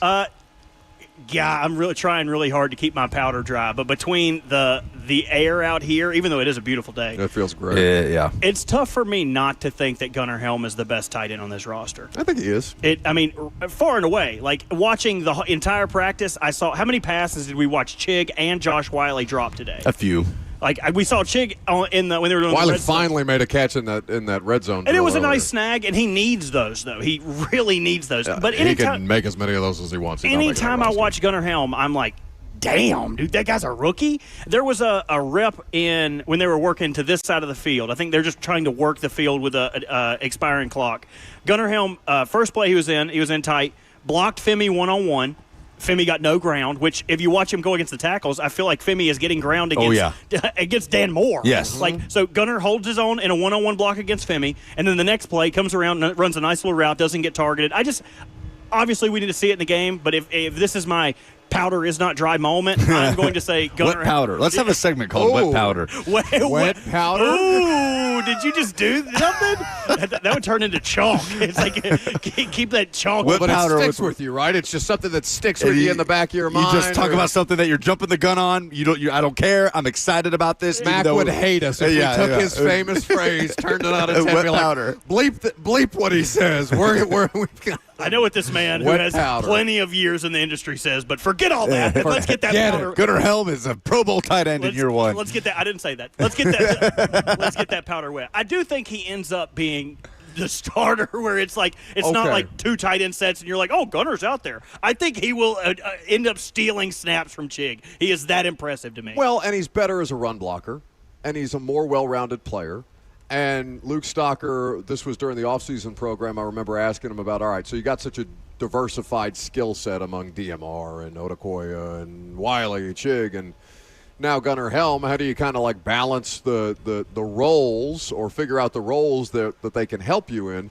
And he was like, well, we're not trying to make niche players. Like, we want them to all be able to do as much as humanly possible because we want them to be what they've talked about Tajay and Tony Pollard being when they're both available and healthy, interchangeable. Like, we want to be able to change personnel groupings or keep the same personnel groupings but swap personnel in and out and be able to run different variations off the same formations and stuff like that, which is the highest version of once you get like your bread and butter stuff, when you can start throwing different looks out of the same personnel groupings to confuse defenses or to make defenses think you're going to do something that you're not. Gunnar Helm is more that than any other tight end that they have on the roster because he does everything that you need for him to do to stay on the field. Now, I know he gets a fair amount of run with the 2s and the 3s as opposed to the 1s just yet, but I don't know if that's just a ceremonial thing. Chig very consistently plays with the 1s. Yeah. But, this is a dude that was the second lead receiver of the Texas Longhorns last year. It's pretty good. College football semifinalist with an array of weaponry around the quarterback position. The only player that had more yards and touchdowns than him receiving was a first-round pick at wide receiver in Matthew Golden, the speedster. So I'm with you, man. I remember when he got drafted, we had Mike Herndon on, and I asked, outside of Cam Ward, who's the rookie that you think can make the quickest impact on this team, understanding he's a Texas fan, and he acknowledged that on the front Noted end. homer. But his immediate answer cannot was be trusted. Gunnar Helm for the versatility, the different ways they can utilize him. So I wonder how long it'll take, if we do see it at all, Gunnar Helm largely taking snaps with the 1s over Chig. Last thing before we get out of here, I like that you brought up the multiplicity on offense because I think that's also something, in fact, I know it because we've talked to Denard Wilson, that they're trying to do on defense. I did not see this with my own eyes today, so we'll give credit to Zach Lyons for this. There was a situation where Femi was playing at middle linebacker. James Williams goes and plays at edge rusher, which I think is super fascinating. Something to watch for in preseason, definitely, because you don't know what's going on there. They easily to go, okay, Femi has experience playing middle linebacker, but what they could do is that bring 8, bluff 8, where it's like, okay, no, Femi still rushes, but from middle linebacker, James Williams drops off the side. That's what I'm interested to see. The deployment, the roles, and how things change. That is what I'm most looking forward to, and I don't know how much of that we would actually get from the preseason game. Yeah. But still just deployment, even if it's base or vanilla and they're mixing it up, I would love to see that out of this defense. I would love for this defense to not be so predictable where it's like, okay, this is what they do really well, that's what they're going to do. I would like them to be able to spread too little butter over too much bread and make it work, if I can use a Lord of the Rings reference. What an interesting challenge for Denard Wilson to be forced to be creative out of necessity because you're not going to be able to. Pass rush is going to come exactly, Jeff. So he's going to have to scheme some stuff up this year, and that's an interesting kind of dynamic there that he can play with Williams and Femi. Oh, but how long until Titans fans see you look like that? And be like, what are you doing dropping Femi into covers the same way they did with Harold Landry? Buddy, it allows you to expand your playbook if your players show more versatility. The thing that makes – Brian Flores has a great many things that make him effective. But the fact that he can line 8 guys up on the line of scrimmage on any given play, and you have no idea what those 8 guys are going to do on any given play, and allows you to just put the offensive line in a blender just because they're looking at something, and they don't know how to identify it because they don't know where the pressure is coming from. It's not blitzing. It can still just be 4-man pressures like you're saying. And Dean Pease did a lot of that with Logan Ryan and Jayon Brown and guys who would rush the passer. In another situation, you might see the play in real time and think, oh, blitz, but you're not seeing a guy dropping off the edge because they drop Bud Dupree, they drop Harold Landry, those kind of things that would make Josh Allen just think for an extra second longer pre-snap versus post. If you want to know why that's valuable, I think back to Atlanta where it was maybe 2 or 3 when Dan Quinn was still with Atlanta. Yeah. They had no, it wasn't Dan Quinn. Either way, my point remains the same. Calais Campbell was on the team. Calais Campbell, a massive human being, a huge defensive lineman. Isn't he still out there in Arizona with the Cardinals? somewhere? He went to the Cardinals. Went to go back where it all started. They were dropping him into coverage. Yeah. If smart defensive coaches are dropping someone like that, who I would not say is a loose-hipped, oiled robot machine, if they're dropping him into coverage and it's proving results, then you can be okay if they put Femi in coverage. Yeah. I would trust that Greek god over the walking refrigerator that is Calais Campbell. I mean, he's just got to get wide and tall, right? Like, yeah, put those arms out, buddy. Yeah, good luck. Give a bear hug to that ghost. Today was the last day of fan attendance here. Oh, thank God. And I got fussed at today on the sideline. Somebody was like, "Get down, fatty." Well, we're going to talk about it. Did you really? No, we'll talk about it because there's a Titans player that has alleged something today, and there's a conversation that needs to be had about fan behavior out here. Find out next.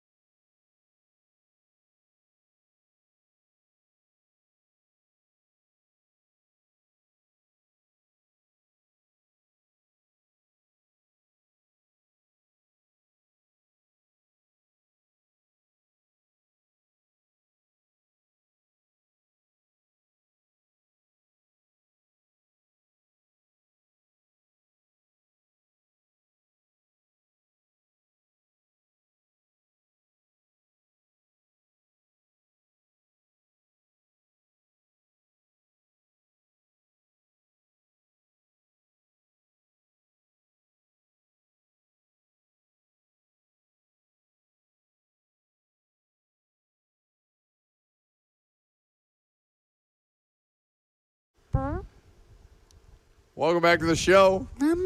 Fueled by Hattie B's Hot Chicken. You guys got any other sound bits you want to work in? I don't know what you're talking about. Farts and children. That's what the show should be. That's what my called. podcast would be. Farts and children. Maybe not kids. This man was on a warpath. By the way, we're hanging out at Titans training camp practice, even though it's been done. Oh, for you're about not going to do this on the air, are you? What? About what you're about to do? About me? I don't know. What do you think I'm going to do? I know exactly what you're going to do. The only thing I was about on a warpath about all day today. How about what we teased? Oh yes, I want to hit that. I want to hit the tease. Jarvis Brownlee Jr. tweeted at 10:56 a.m., so well after practice. Brah. B-R-A. Yes. Which one of y'all took my helmet off that field?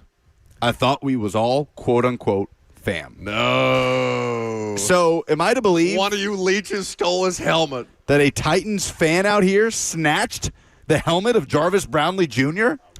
Who was that Broncos corner that was snatching chains off Michael Aqib Crabtree? Talib. Talib. Out here snatching people's helmets. Like how what? would you even get away with How that? do you? How would no one spot that and think like, because fans bring stuff for players to sign. So like, if you're a security guard and they're walking off the autograph line with a helmet, you assume that helmet was brought to. You've got all the eBay chasers running around with their suitcase full of crap trying to get signed at practice. Well, like they're if fans. anybody out there wants a Robert Woods glove, let me know. It's still in the back seat of my car from 2 years ago. Bobby, you've got a glove from Robert Woods? Oh yeah, he signed it for me. The only person that hands out more gloves than Bobby Trees is James. He's just dishing out gloves. I don't know where he's getting all these gloves. There was one point. Oh, never mind. I don't want to talk about it. Why? Are you going to say something hateful? No. There was one. There was a point during practice where he was too busy handing out gloves to kids. You made it seem like James Prochet was lurking over my shoulder. He's right behind me, isn't he? He was too busy handing out gloves to kids, and they were like, whatever his number is, like, James, get on the field. 13. It's like, hey, 13, come on. He was Tony like, Pollard getting hot at him because he's not listening. Get out there. Tony got his ass like, what are you doing, It's dude? so funny hearing the shouts of player names from fans. When we were up here with JC Latham getting ready to come on during the break. Oh, you weren't up here for this. I was. Yeah, he was. He was on the SeatGeek Terrace calling down. Cam's getting extra work in after practice. He's going, Cam. JC trying to get Cam's attention just to wave and say hi. But yelling at Joey Barranco, who's snapping Throw me a balls ball, to Cam. He's like, hey, Joey, get Cam. Get Cam. And he wouldn't do it. But it's hard when there's 50 other people down there also going, Cam. And then we heard one, Cam, please. Just look at me. The please was like, It was so funny. The please was so loud and so pitiful. Cam, please. we looked down there and it was a grown man holding his child's hand. Yeah. It was like, what was the please for? It's like just to get him to look at you. Like he's working. He's not going to come over there. Like just for him to look in that direction. One second. I got to get I'll come back do this rep. What's up, buddy?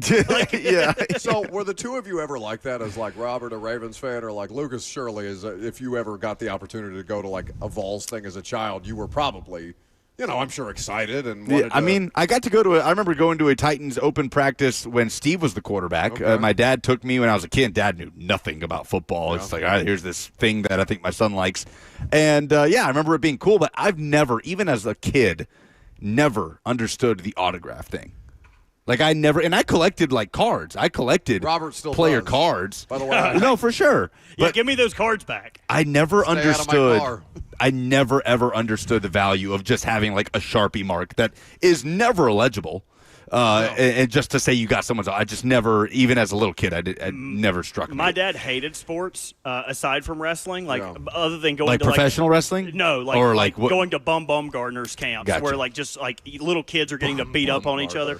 If you ever want to look up cool names, college wrestlers always have the most badass name, like Gable Stevenson. Anyway, he would take us to these camps, and even if I acted like I wanted to get a picture with them, he's like, he'll bite your ear off, kid. So I was terrified to ask for autographs anywhere we went because I assumed any professional would bite your ear off. Well, because I don't, because like that is such a foreign behavior to me. By the way, Jameson on the FNM Big Chat said this segment would have been way funnier if Burt was wearing a helmet. Beansbury. Shut up, do James. something Why like that. are they better at planning the show or organizing the show? That would have been so good. By the way, if anybody wants to buy a Titans helmet practice used, you can check out my eBay store at RW Sales. I think that is such, because like I don't want to, like kids I get, but like grown adults, and I get that those are a lot of people that listen to us. They're big kids. Oh, you guys are losers. That's what Buck's saying. I just can't wrap my head around like why you are so invested in a 22-year-old looking over at you while he's trying to get very important work done and saying, Cam, please look at me. I'm so behind. I have never been more disappointed. I'm so behind. Maybe, they could have been doing it ironically. I feel like that could be something. Lucas, no, it could be. It could be. That could be something that you're just doing to be funny. The ones that are out there yelling, Cam, please, are the ones. I'm so confused by that behavior, especially because you're probably 20 years older than that kid who is out there just trying to get extra reps in because his offense wasn't as crisp as he wants it to be, and you need that guy to succeed, but you're so hell-bent on him just looking at you. Yeah, I mean, there are lines for sure. Like, I don't begrudge Titans fans wanting to come out here and watching the team. That's a really cool thing That's free as a ice cream, fan, for God's to sakes. watch your team practice, enjoying some Hollywood ice cream. Yeah, but yeah, sometimes it's like, come on, can we be adults here? Like, sometimes it's a little extreme. I did notice when Zach Lyons got back here, it looked like he had some Titans merch that I believe was a helmet. I just assumed it was signed, but I don't know. I He think might he's have taken been something. running about a 6-month grift because he is a Titans fan, and I bet that he's been waiting for the day that he can gain access to things like Titans practice to scoop a helmet off the turf and be like, Skull caps, gloves. It was all, well, he probably got 17 pairs from James Prochet today. Gatorade towels. Go ahead, say whatever nasty thing you want to say. No, it's okay. It looks like we can take a break. I was hoping we could we're out of filibuster time. long enough that Buck would not throw me under the bus for my James Prochet That's hate not today. what I wanted to But throw you under the Lord, bus he had a about. terrible practice. All of you media members, James Prochet is looking. If he's playing offense for your team, you are losing. It is a disadvantage. Buddy, have you seen their depth chart? I don't care. There are plenty of rookies. Put Gunnar Helm out wide. Put someone else out wide. If he is only here to potentially win the punt return battle because all he did today was drop balls. Kind of like me shooting my shot at girls in college, just constantly perennial ball dropper. He did have a couple of drops today. A couple. He did. I think it was more than a couple. A couple is two. Do you hate James Prochet more than any human being in your life because of an interception he threw Because of against one the Broncos? poorly called trick play. Poorly called. Don't you was do that? that. Was that Don't do that was to it Greg Roman. Greg Roman? That wasn't Yeah. Greg's fault. That wasn't Greg's fault. Lamar was out, and he was doing everything he could to make offense. I'll say this: there are Who only. was playing quarterback? Huntley? It was him. That play. That play. No, I can't remember who it was. Those were the dark days. Anytime Yeah. Lamar was out. But I will say there are two people at these camps I despise: James Prochet. And any James Prochet truther. Yeah, it's just like the. Have you run into many? Two kind. All of you. We're just people. saying he might win the punt return All job. of you That's all people. we're saying. Okay, listen. It's just like two people I can't stand. People who are intolerant of other people's favorite players in football and James Prochet. Brian Callahan drew a similarity to Cam Ward and Joe Burrow the other day. The final hour is next.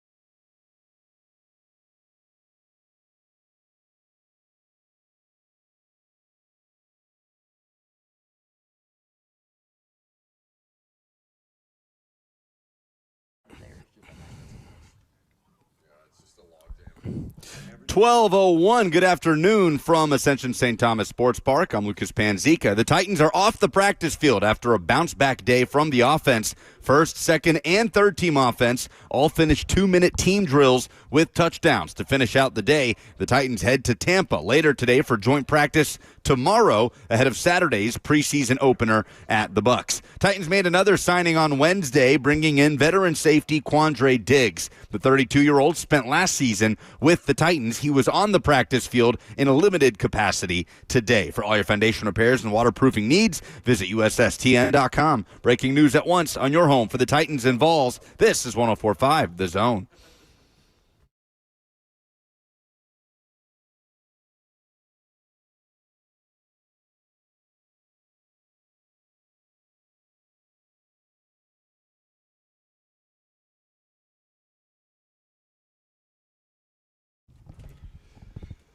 It's the final hour from Ascension St. Thomas Sports Park, and we are happy to have you hanging out here with us. Brian Callahan, the head coach of the Tennessee Titans, he's had experience with a number 1 overall draft pick before. In fact, he's had experience with 2 number 1 overall draft picks at various points in their career, but one in particular who he helped bring along in his journey. Now, Joe Burrow may well have been successful with or without Zach Taylor and Brian Callahan, but that's where he got his start. That's who he got his start with. He's obviously turned into an excellent player since then, and obviously Brian Callahan has moved on to become the head coach of the Tennessee Titans after being the offensive coordinator for Joe Burrow. Now, he was asked a series of questions about the process of bringing Joe Burrow along at the press conference before he did the SiriusXM interview that I assume we're getting ready to play. Yes, we're getting ready to play a clip with Charles Davis and B-Hop, Brad Hopkins, on SiriusXM talking about some of the similarities that Cam Ward shares with Joe Burrow. And so I haven't heard this response from SiriusXM, but perhaps we'll play this first, and then I can get to the context that he brought up, additional context if there's any that's missed in this answer, about the similarities between these 2 number 1 overall picks. I absolutely see similar traits. That, for a guy he certainly was worthy of being the first player picked in the draft from a talent standpoint. But the quarterback position, to me, the best players in this league, it's a neck-up game, and it's a makeup. What is their mental makeup? What's their ability to process information, handle adversity, all of those things that you look for. And Cam's got a lot of the same style traits. Transferred. Ended up having to make his own way, goes to a new locker room, wins over a locker room. A lot of the same things that Joe had done from Ohio State to LSU. And then the focus. There's this drive to be great that Cam shares with Joe. I think they're very similar in that regard. That they really want to be the best, and all they care about is playing football at a high level. And I think that's a great start. All right, so that's Brian Callahan with Charles Davis and our buddy B-Hop, Brad Hopkins. Well, I guess they're both our buddies, but Brad Hopkins and Charles Davis doing some work for SiriusXM at practice. I guess that would have been over the weekend is when they were in attendance. Sunday, I think specifically. Brian Callahan was asked at the press conference prior. So that interview took place after practice, and we talked to Brian Callahan before, and he was asked a series of questions about lessons that he learned from working with Joe Burrow that he could apply to Cam, or how he might look at the way that things went with Burrow and maybe tweak some things that he liked or didn't like about how that process played out. And the thing that he brought up that was unique, and I think very unique to the situation, is what year was Joe Burrow drafted? 20, COVID year. So all of their interviews with Joe Burrow were done virtually, which means that they were recorded, which means that he has a bank of Joe Burrow interviews that he can call back on, as opposed to the stuff in the combine. And I'm sure there's some record of those things being kept, but not like the literal interactions that they've had at every step of the process with. Yeah, he can go back and hit play. Yeah, he can go back and review it just like he would tape. And so he can take some of the questions that he asked Joe Burrow, take some of the things that they were trying to teach Joe Burrow, and maybe he didn't like the way that he taught it the first time around. He's got things to review to have a more refined approach with Cam Ward, based on, and, to change some things because Cam and Joe are not exactly the same person, though they do have some similar mental makeups, as he points out there. But that he's got that bank of resources that in any other year you may not have, and it just so happens that the last time he had a number 1 overall pick was Joe Burrow in the COVID season. Joe Burrow in the COVID season played 10 games before that ACL ended his season. He completed 65.3% of his passes for 2,688 yards, 13 touchdowns to 5 interceptions. He was sacked 32 times in 10 games. That is an average of over 3 sacks per game. And he added 3 rushing touchdowns and 4 fumbles. On top of that, he only lost 1 of those 4 fumbles. How would we describe Joe Burrow's rookie season in Cincinnati on a bad football team? Under duress. Yeah. Is probably the best way that I can put it. And you saw some of the things that Burrow would eventually use to help propel them to a Super Bowl run, where he's working behind a poor offensive line, but he's able to elude pressure, and he's so specific with his ball placement beyond just accuracy, right? Like where he's putting the ball for only a receiver to catch it. And we've seen some of that from Cam, right? I know there's a clip on TikTok that I think was taken from a fan who wasn't supposed to be recording during practice, but was recording during practice, as those things typically go. And you see the defender, the wide receiver is streaking down the left sideline there. And you see the defender with his, basically draped over the entire wide receiver. And then just at the final second, you see the receiver's hands emerge from beyond defender, and the ball drops right in the receiver's hands as he's in stride, leading him that way. Ball placement versus accuracy. Like, I'm just throwing to that guy. No, I'm throwing to the place where he's going to be in only the spot that he can get it. And it's that Cam has that in his bag as a throw that you would only see so many quarterbacks make. Those are the kind of similarities beyond the mental makeup and, like, don't give a bleep. I don't talk to anybody but my dogs, my parents, and my teammates on a day-to-day basis. Those clips that were making rounds from his press conference, I guess that would have been Saturday. That's practice. The similarity I feel like I see most. What's just laser focus. What's Joe's in. nickname? Joe Cool. He's Joe Cool, right? Yeah. And that Cam Ward kind Actually, of is that's that. Flacco's nickname, isn't it? Isn't that Flacco's nickname? Joe Burrow co-opted. I know Joe Burrow is actually cooler than 40-year-old dad Joe Flacco. Joe Burrow, Robert, I'm sorry, is cooler than Joe Flacco has ever been. You're dead to me. I'm sorry. That's Super Bowl MVP. I understand. I will put respect on the name. Joe did lose one of those. He did, but Joe Burrow's really cool. And in terms of his demeanor and his disposition on the football field, Cam Ward is too. So I get that I get that similarity, the Brian Callahan being able to draw that. But I'm looking through his game-by-game stats, Joe Burrow's rookie year. The week before that Titans game in Cincinnati, obviously a really frustrating loss for the Titans. The game that got Jonathan Joseph and Vic Beasley fired. Yes, and again, not to dig up old wounds, but it is tough looking at his game log from that season, Burrows, and looking at the sack numbers. It's like 3, 3, 8, 7, 4, 2, and then Titans 0. Oh, no. Do you remember that game? Because their offensive line was the worst it had been coming into that game. Because I remember Clowney bear-hugging Joe Burrow in the backfield and somehow not bringing him down. Robert, you were complaining about the Michael Jordan thing, where a team signed a guard, an offensive lineman named Michael Jordan, and Adam Schefter tweeted out, Buck signed Michael Jordan guard, and people do the aggregation thing. Like, oh, look at that, he's got the same name as Michael Jordan. That Michael Jordan played in that Bengals game, I'm pretty sure. He was an offensive lineman for the Joe Burrow, because Quentin Spain was down that game or something like that. Like, they were down, their bad offensive line was even worse. Yeah. And I see just Vic Beasley flying off to the side, missing Joe Burrow. Clowney on 3 different attempts getting spun out by. It's one of the worst things I've ever seen. Yeah. So, again, the Bengals won 4 games that season. One of them was the Titans. That's an interesting question. Were the Bengals, we'd have to probably look at it closer, were the Bengals a better roster or a worse roster in 2020 than the Titans in 2025? That was pre-Chase. Because I think would 4 games be enough for Brian Callahan? Understanding context matters with the quarterback, but that feels tough. Only a 1-game improvement from last year. Whereas Zach Taylor was in year 2, and it was the rookie year. Similar setup, like year 2 of the head coach. Yeah, but things rookie feel way year, more pressing on Callahan than they do. And the Bengals are a notoriously patient organization. Well, because they don't want to pay out exactly coaches. Exactly. So it is interesting the amount of overlap and similarities that there are in terms of the way both situations are kind of set up. 615-737-1045 is the number if you want to jump in. Apparently, we have a special guest coming next. Seems that way. All right. I'm Buck Rising. It's 104.5 The Zone.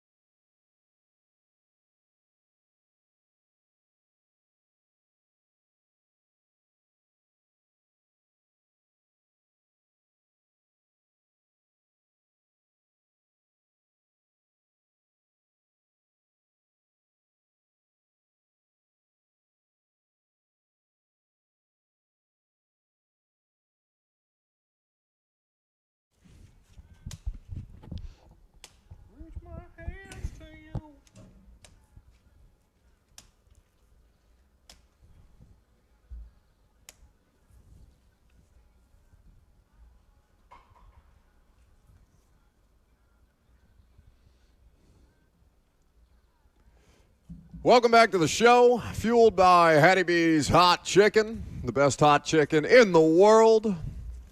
We got a surprise coming up a little later. How do we tease said surprise? Maybe we just did. I don't know. We'll just let him hop on the mic. Okay. Well, we all, you never know who's going to pop up out here at Ascension St. Thomas Sports Park, and we always enjoy the opportunity to hang out here, and this is like one of the last days that we are going to be hanging out here. Oh, no, I don't reckon. Who is that human being? That's half of the man I expected to see out here. Look at this. It's not a bad view, is it? It is the main man himself. How you doing, man? Jason D. Ford, Jelly Roll. What do you know, Bubba? Hop on. Come hang out. Take in the scenes, the sights. Hopping in. Oh, beautiful. What do you think, y'all, Bubs? listen, y'all know this is my first time overlooking the whole field like this. No, stop. I swear I've seen You it from you down gotta here. have a box, a balcony right next to Amy. No, they don't love me that much yet. They're getting close. They're getting close. You get to take in practice? They treat me good, though. I'm the last Titan fan left. just kidding, Nashville. Just kidding. There's a few. There's a bunch of us. We're inspired this year. We're encouraged, dude. You know how Titans fans are. We get hype. Did you?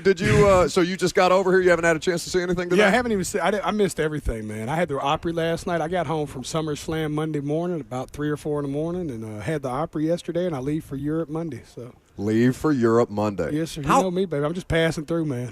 But like that's such a huge deal for you. You got the pardon. The international travel is now a possibility. You're touring with Post Malone. Yes. Wow, buddy. I can't even imagine I'm going to Germany. What a sigh of relief that has to be.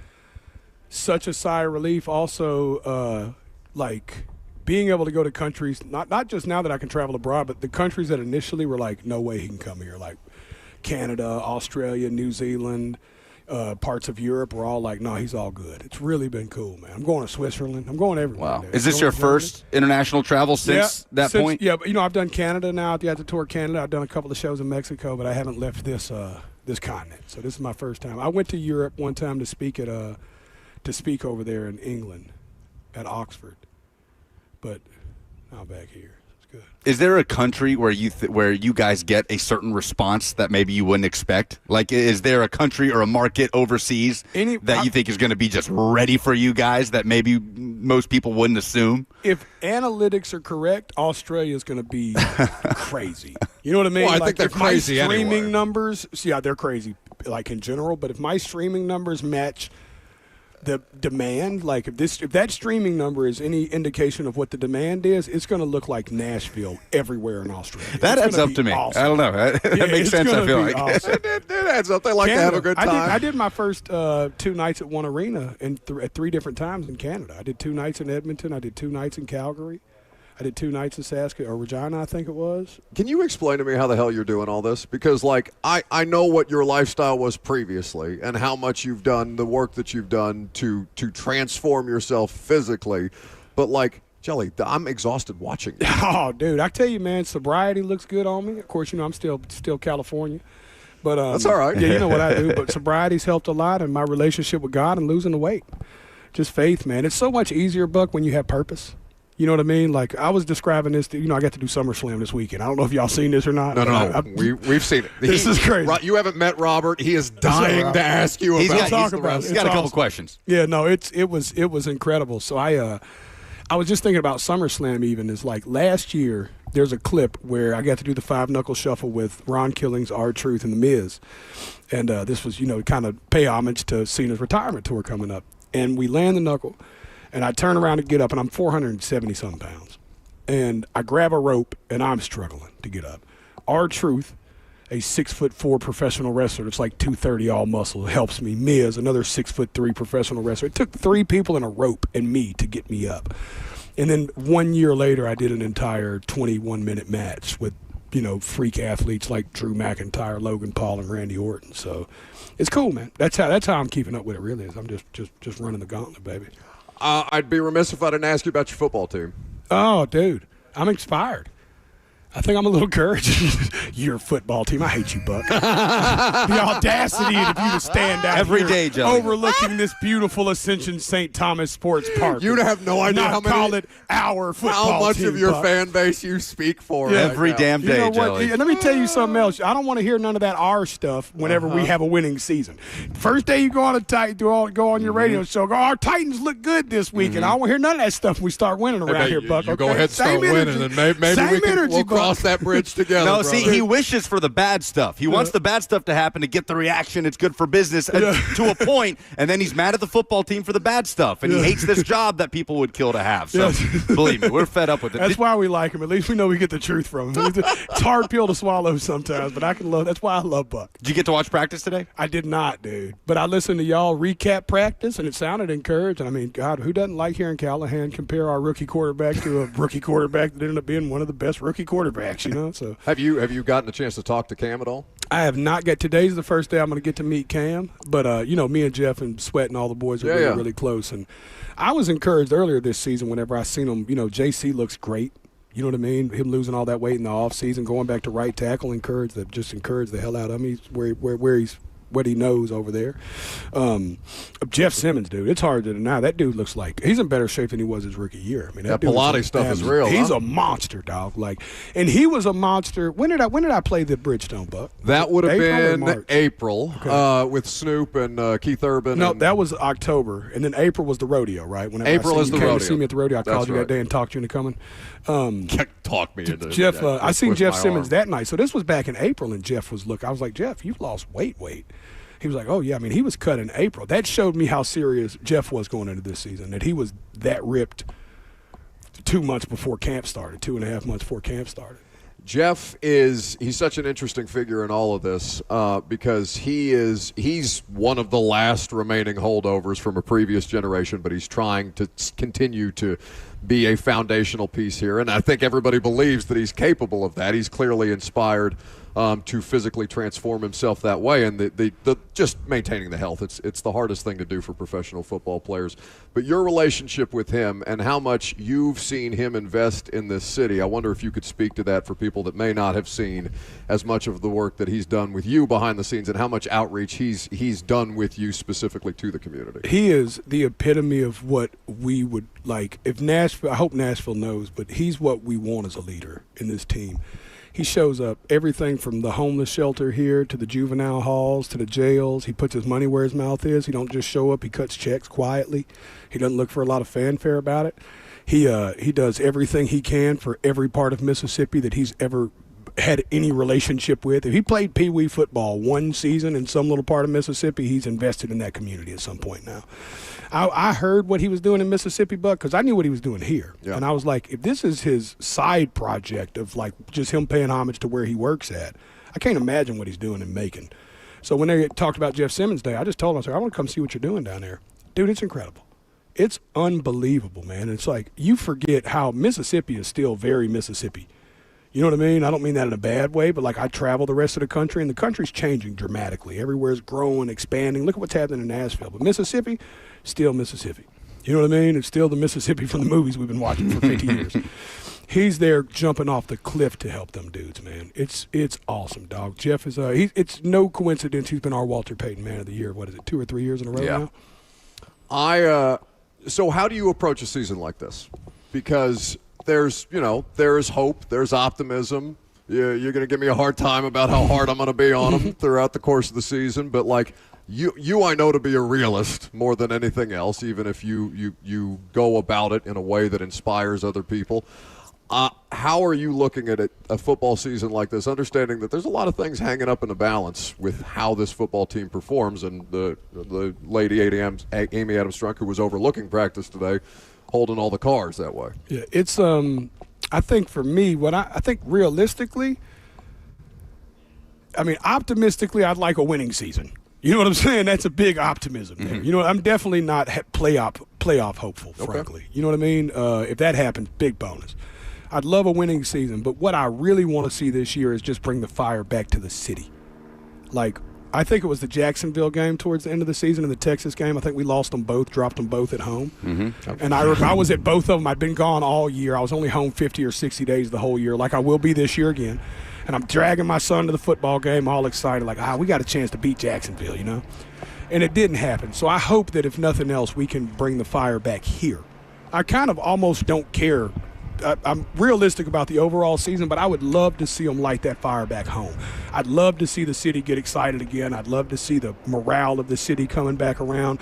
Those last couple games, man, looking at them empty stands, it broke my heart. I hadn't seen that in a long time as a Titan fan. Well, and they've only had 2 seasons that looked like that, one last year and one in 2014 when things were down tremendous, and they've worked hard as an organization to make sure that they don't happen again, and that's been the priority of the offseason. I'm basically going to get out of the way now because Robert has been fighting us tooth and nail to get his wrestling questions in for Jelly Roll. Dude, are we working or shooting? We'll do a little shoot. Okay. We'll work ourselves into a shoot cool. at some Thank point. you. Please don't embarrass me. You're going to embarrass me if you do anything. We took him to SmackDown for the show you were on, and he was a good little boy. He sat down, cheered when he was supposed to, booed when he was supposed to. Good. But I did the whole thing. I figured you would love the booing portion of it. Yeah. I think it's really cool that it's encouraged. I thought about you. I was like, a sport that encourages booing is Buck Rising stuff. Dude, he was in his element. You were in your element at SummerSlam, man. You killed it. A story came out afterwards that said when you started training, you had broken your finger down at the Performance Center. Yeah. What was that like? What was it like practicing after that? Look at that finger. It looks like Blaine Bishop? It looks like Baldinger's finger. Gnarly. Man. It's bad. What was that? What was the training like down there, especially for somebody who it's a totally different world, right? You're an entertainer, but that's a totally different sphere. Yeah, no, dude.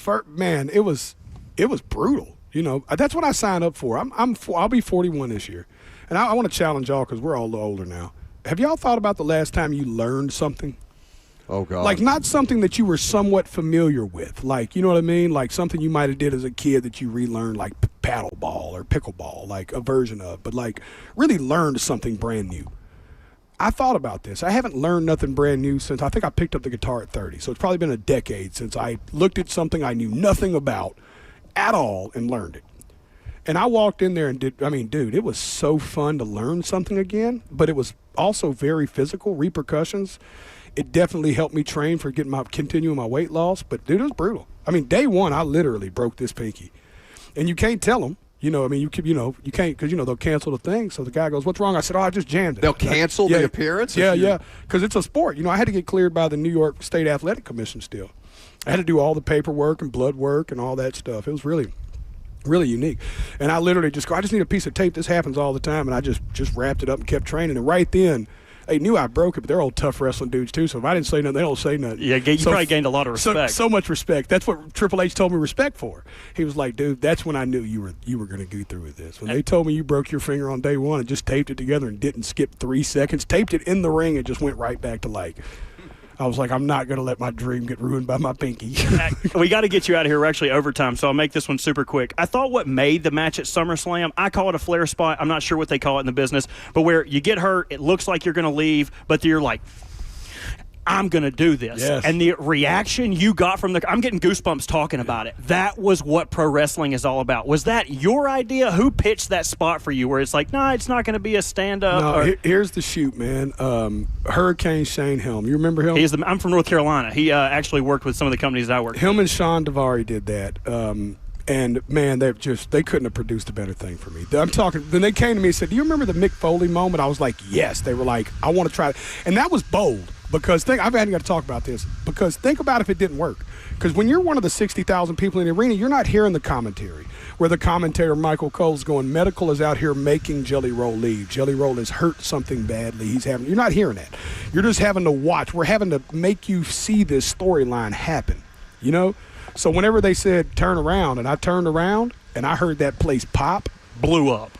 Oh, my God, dude. I was, And the hardest part is everything inside of me is shooting fireworks, but I'm having to I'm doing the thing. I'm doing the thing. You know what I mean? But I'm like, just fireworks. The kid in me is, I look like a Cheshire cat. I'm just, But I can't do that, But as soon as I heard that pop, I was like, it happened.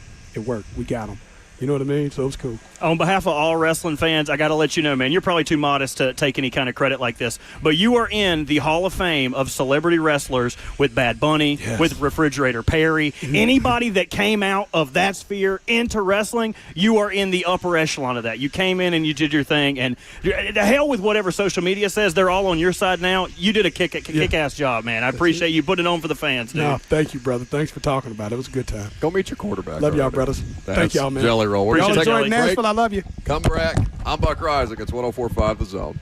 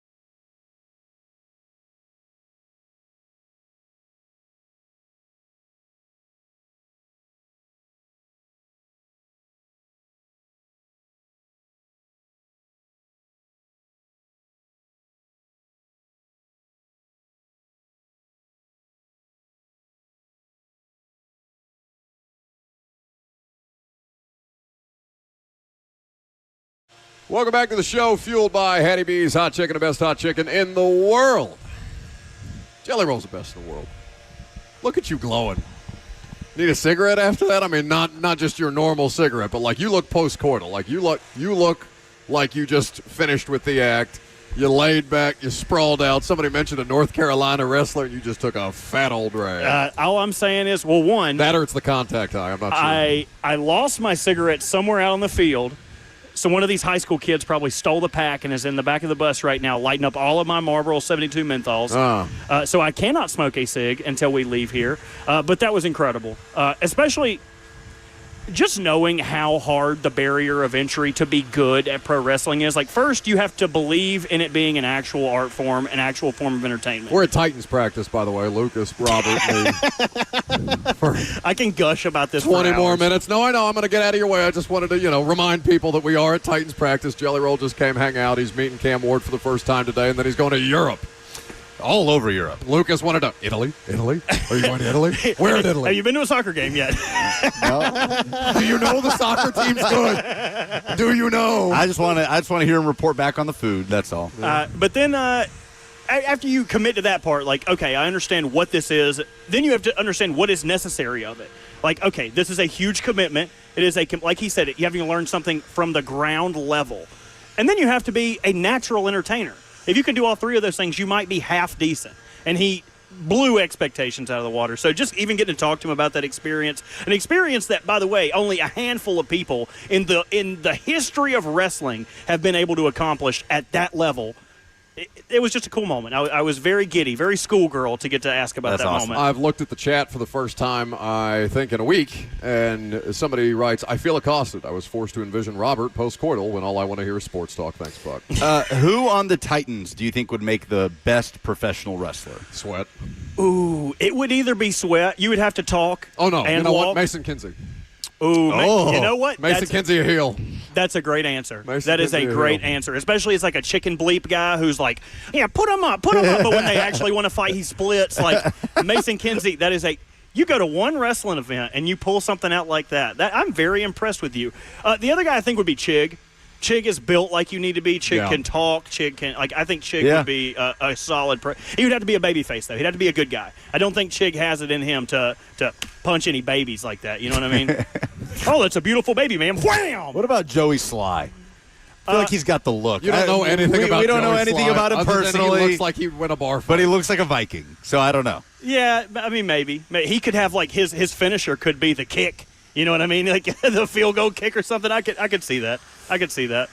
So how do we? That'd be great. How do we wrap things up when JC was better than anything we're going to do today, and Jelly Roll was better than anything we're going to do today, and Cam Ward on the field was better than anything we're going to do today? We didn't end up playing that JC Latham audio, did we? Talking did. about his year 2 acclamation. Well, Jelly, it's slightly more important than an offensive line preview, but the offensive line is as important as anything that you've got going on this year. Of course, it's going to be tasked with protecting Cam Ward. Where are you going? Smoke a cigarette?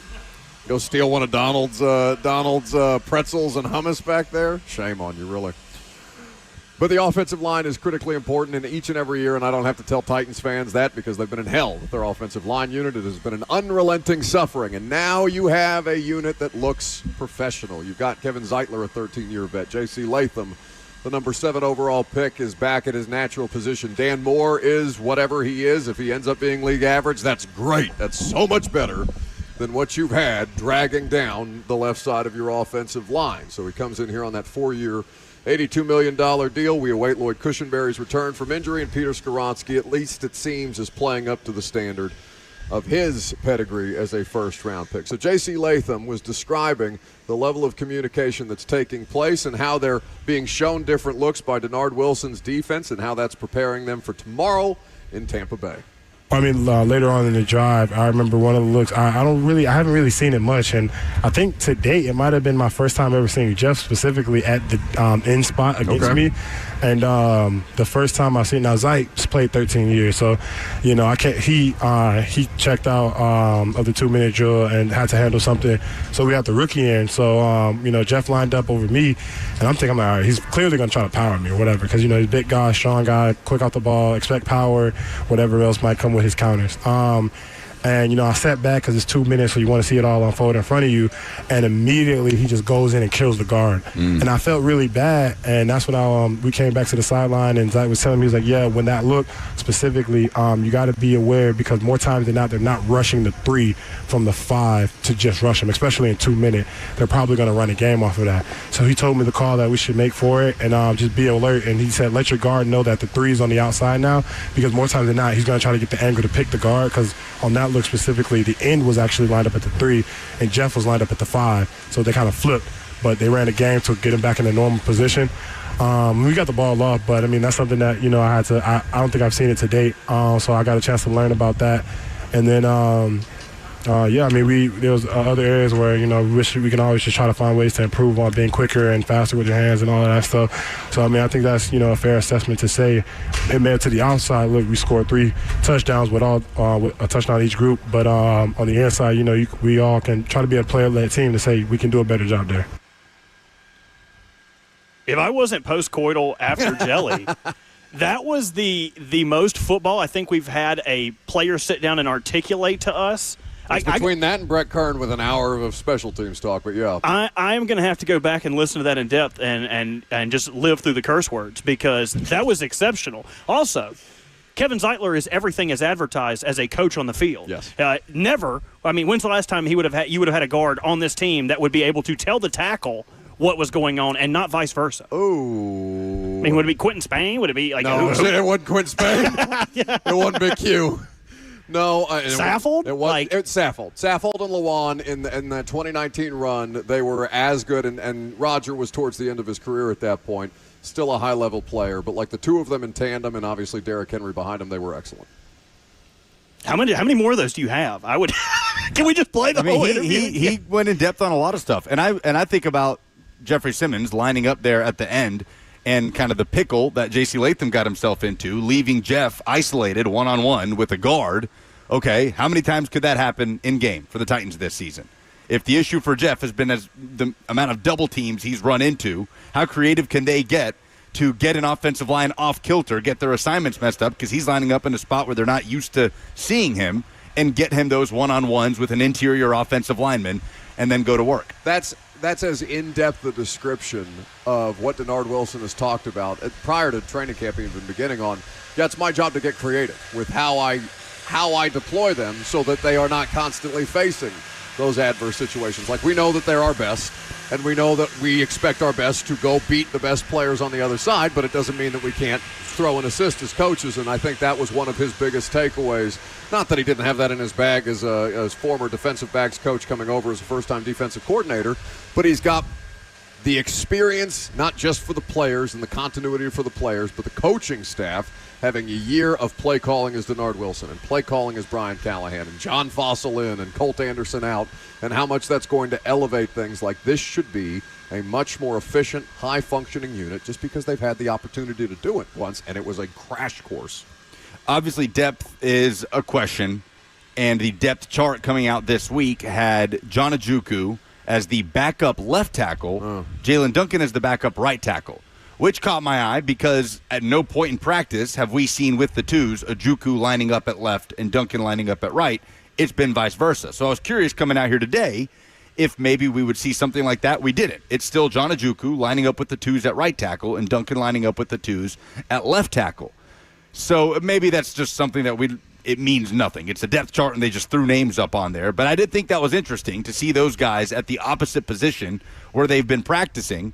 And I don't know which of those two guys right now is OT3. Because in reality, the thing that really matters is who's your third best tackle, either way. However it shakes out, who's that swing tackle going to be? And it stands to reason it's going to be one of those two guys.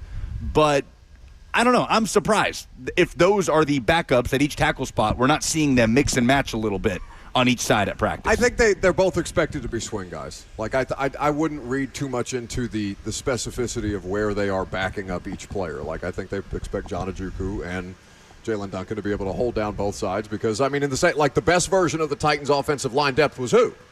At least in the last couple of years. Dennis Kelly. Dennis could do both. Ultimate swing tackle. Dennis ended up playing left tackle for a period of time when Lawan let down, and then when Conklin was dealing with injury, or rather when they let Conklin walk, after that 2020 season or into the 2020 season, Dennis was the starting right tackle. And, I mean, obviously I have a good relationship with Dennis, but I don't want to make him more than he was as a player. Dennis was solid. He wasn't excellent at that, but they just need them to be solid to can we survive a game. If we have to do the thing, what was that, 2018, Vrabel's first year, week 2 after Marcus's elbow injury and Delaney's snapped leg and Lawan's concussion in the longest game in NFL history since the merger. What did they come out with? They came out with Blaine Gabbert, Kevin Pomfield, and Tyler Merritt's Titans legends at tackle, and they had to go beat the Texans at home in week 2. And they found a way to do it because they just found a way to survive a game with 2 backup tackles. They just have to be ready in spot. They don't have to be great at one position or the other, but they have to be solid at both. Who will be, we put it to a poll, but before we get to the polls, who will be the best offensive lineman on the Titans in 2025? Better be JC Latham. You would hope so. I think he definitely has the highest ceiling of the group, but it's tough for me to say that it wouldn't be a veteran who has been an All-Pro in Kevin Zeitler. You would hope that it's him, but I think the steadiest, which is not the answer to the question, would probably be Kevin Zeitler. But for me, and to go back to the swing tackle thing, I wonder if you guys feel that term is irrelevant in terms of who will end up playing there. Like, it's swing tackle, so we're putting tackles. But I also wonder, we haven't seen Blake Hance play a lot. And he's barely practiced. Has he practiced at all? I don't know. I know he was out there one day for one-on-ones. I think it was very, very early. Or team drill, or just positional drills. I don't know that he's practiced in pads, though. Yeah, I don't know. If he did, it would have been the first week that we were out here. Either way, I wonder because his whole calling card of coming in here was that he could play every position on the offensive line. Yeah, so could Dan Brunskill. But. Correct. I wonder if that utility would show itself in the form of the swing tackle. Would they rather have an offensive lineman who is fortified and understands position, or would they rather just have a body tackle out there? And we'll never know until the guy plays or becomes healthy. But I wonder if that's part of the issue of this guy's the backup here and this guy's the backup here. Even though I think his best position is probably an interior player, but that guy who can play, I'm doing air quotes, all 5 positions on the offensive line, is that your swing tackle? That's what I would ask. Yeah. 615. Well, I guess there's no more time for phone calls because it's time to do the polls. Is this our last training camp broadcast? Or are we back? No, I think we're out here again in 2 weeks. And then 3HL, they have an afternoon practice, don't they, where 3HL will be out here, and we will not be required to have a show. We can just enjoy afternoon practice. And Lucas can figure out what kind of ice cream he's going to eat while me and Robert. I don't know if they're going to have ice cream. There's no more fans. No more fans. Oh, I actually didn't get any ice cream today. Lucas won't even come then. Damn. I think that was as genuinely disappointed as I've heard him be. He got shafted today. No ice cream. When I went down there, the media meals had already been burgled by the Santa Claus that takes them off. You mean eaten by the people that the food is provided for? No, I thought there was a media member who took these meals to the less fortunate. Tehran does. Okay. Who, by the way, I couldn't remember who it was. Tehran Davenport has texted us, our buddy at ESPN, and said that Femi Oladejo would also be a good wrestler. And Ahmed Johnson. I could see that. Maybe built. I could see that. All right. I'm off to Tampa after this, but we got to do some polls. Yeah.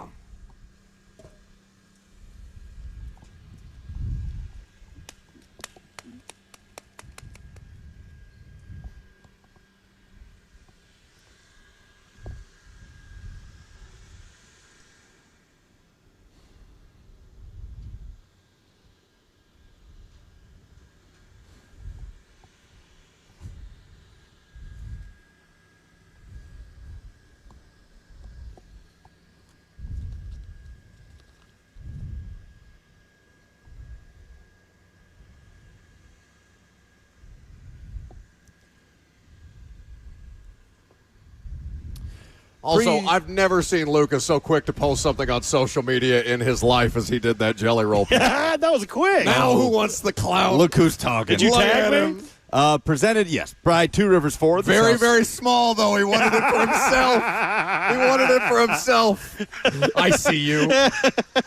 You're not slick. What's the saying about throwing stones from glass houses? That's fine. I know what kind of house I live in, buddy. Welcome on in. Presented by Two Rivers Ford, the South's most trusted Ford dealer. Uh-huh. Who will be the best offensive lineman for the Titans in 2025? Karen says it should be Peter Skoronski. JC Latham. He's the 7th overall pick. He's got the highest pedigree of anybody. He played at the biggest program of any of them. Well, I guess LSU and Lloyd Cushenberry, but still. JC Latham better be the best offensive lineman on this football field. Morris says Latham, but Skoronski also has been wonderfully boring so far in training camp. We love a boring offensive lineman. He's had a really nice camp. Now, here comes Vita Vea and the Tampa Bay Buccaneers front. That's a better test, right, for that offensive line, is the Bucs front, then the Falcons front. Well, I'm not talking about then the Titans front, I'm saying then the Falcons front. No, but even then the Titans front, because Sweat hasn't practiced, so it's really just Jeff giving them problems. Yes. And now Vita Vea. Oh, and also the all-name team, Yaya Diaby. Yaya Diaby. Which my friends who follow the draft, we always, do you guys go like, beep to your buddies? That's a Yaya. That was spot on. Yeah, I'm good at it. Well done. Practice. Well done. Also, Tehran says he just gave out his last plate to the less fortunate. You greedy nice. MF. I'm not greedy. I'm glad they got it. Submit your review for Any Given Saturday on Netflix. Clay says, 4 episodes in, kind of boring. Way too much on LSU. Hate them even more now. Well, Brian Kelly is not going to endear himself to people in this. No. Tyler says he's 3 episodes in. Episode 1, he said he dislikes Brian Kelly even more. Episode 2, he still hates Florida. Episode 3, Diego Pavia was the perfect guy for Vanderbilt to bring in, he says. I haven't gotten to the Pavia part of it yet, but I'm looking forward to it because he's as interesting a character as anybody in that. I've seen the clips. The clips are definitely noteworthy. Probably finish out, watch the rest of it tonight. Are those the polls? Yep. Oh, we got 2 minutes to yuck back and forth. No, I'm okay. What are you guys eating for dinner tonight? Oh.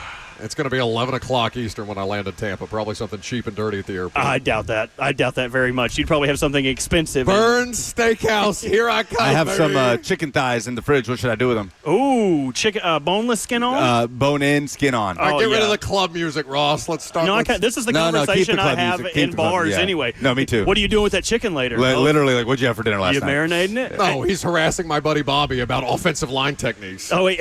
Bobby, listen to me. We got to drill sometime, dude. Come to Hermitage. I got a sauna. I got an elliptical. You don't have a sauna. The chicken, Robert. What should I do with the chicken? Oh, I'm a SPG kind of guy. Salt, pepper, garlic, and then whatever else you want on it. Make sure you get underneath the skin, though. Everybody's like, oh, you just got to do the skin. No, the skin's the first thing to come off. It falls off. You got to get that meat underneath seasoned. Get that fat to render. Oh, yeah, Maybe you got it. Throw some onions in there. God, this minute and a half of chicken thigh talk. Making me hungry. I'm hungover. The show's over. I'll see you tomorrow in Tampa Bay.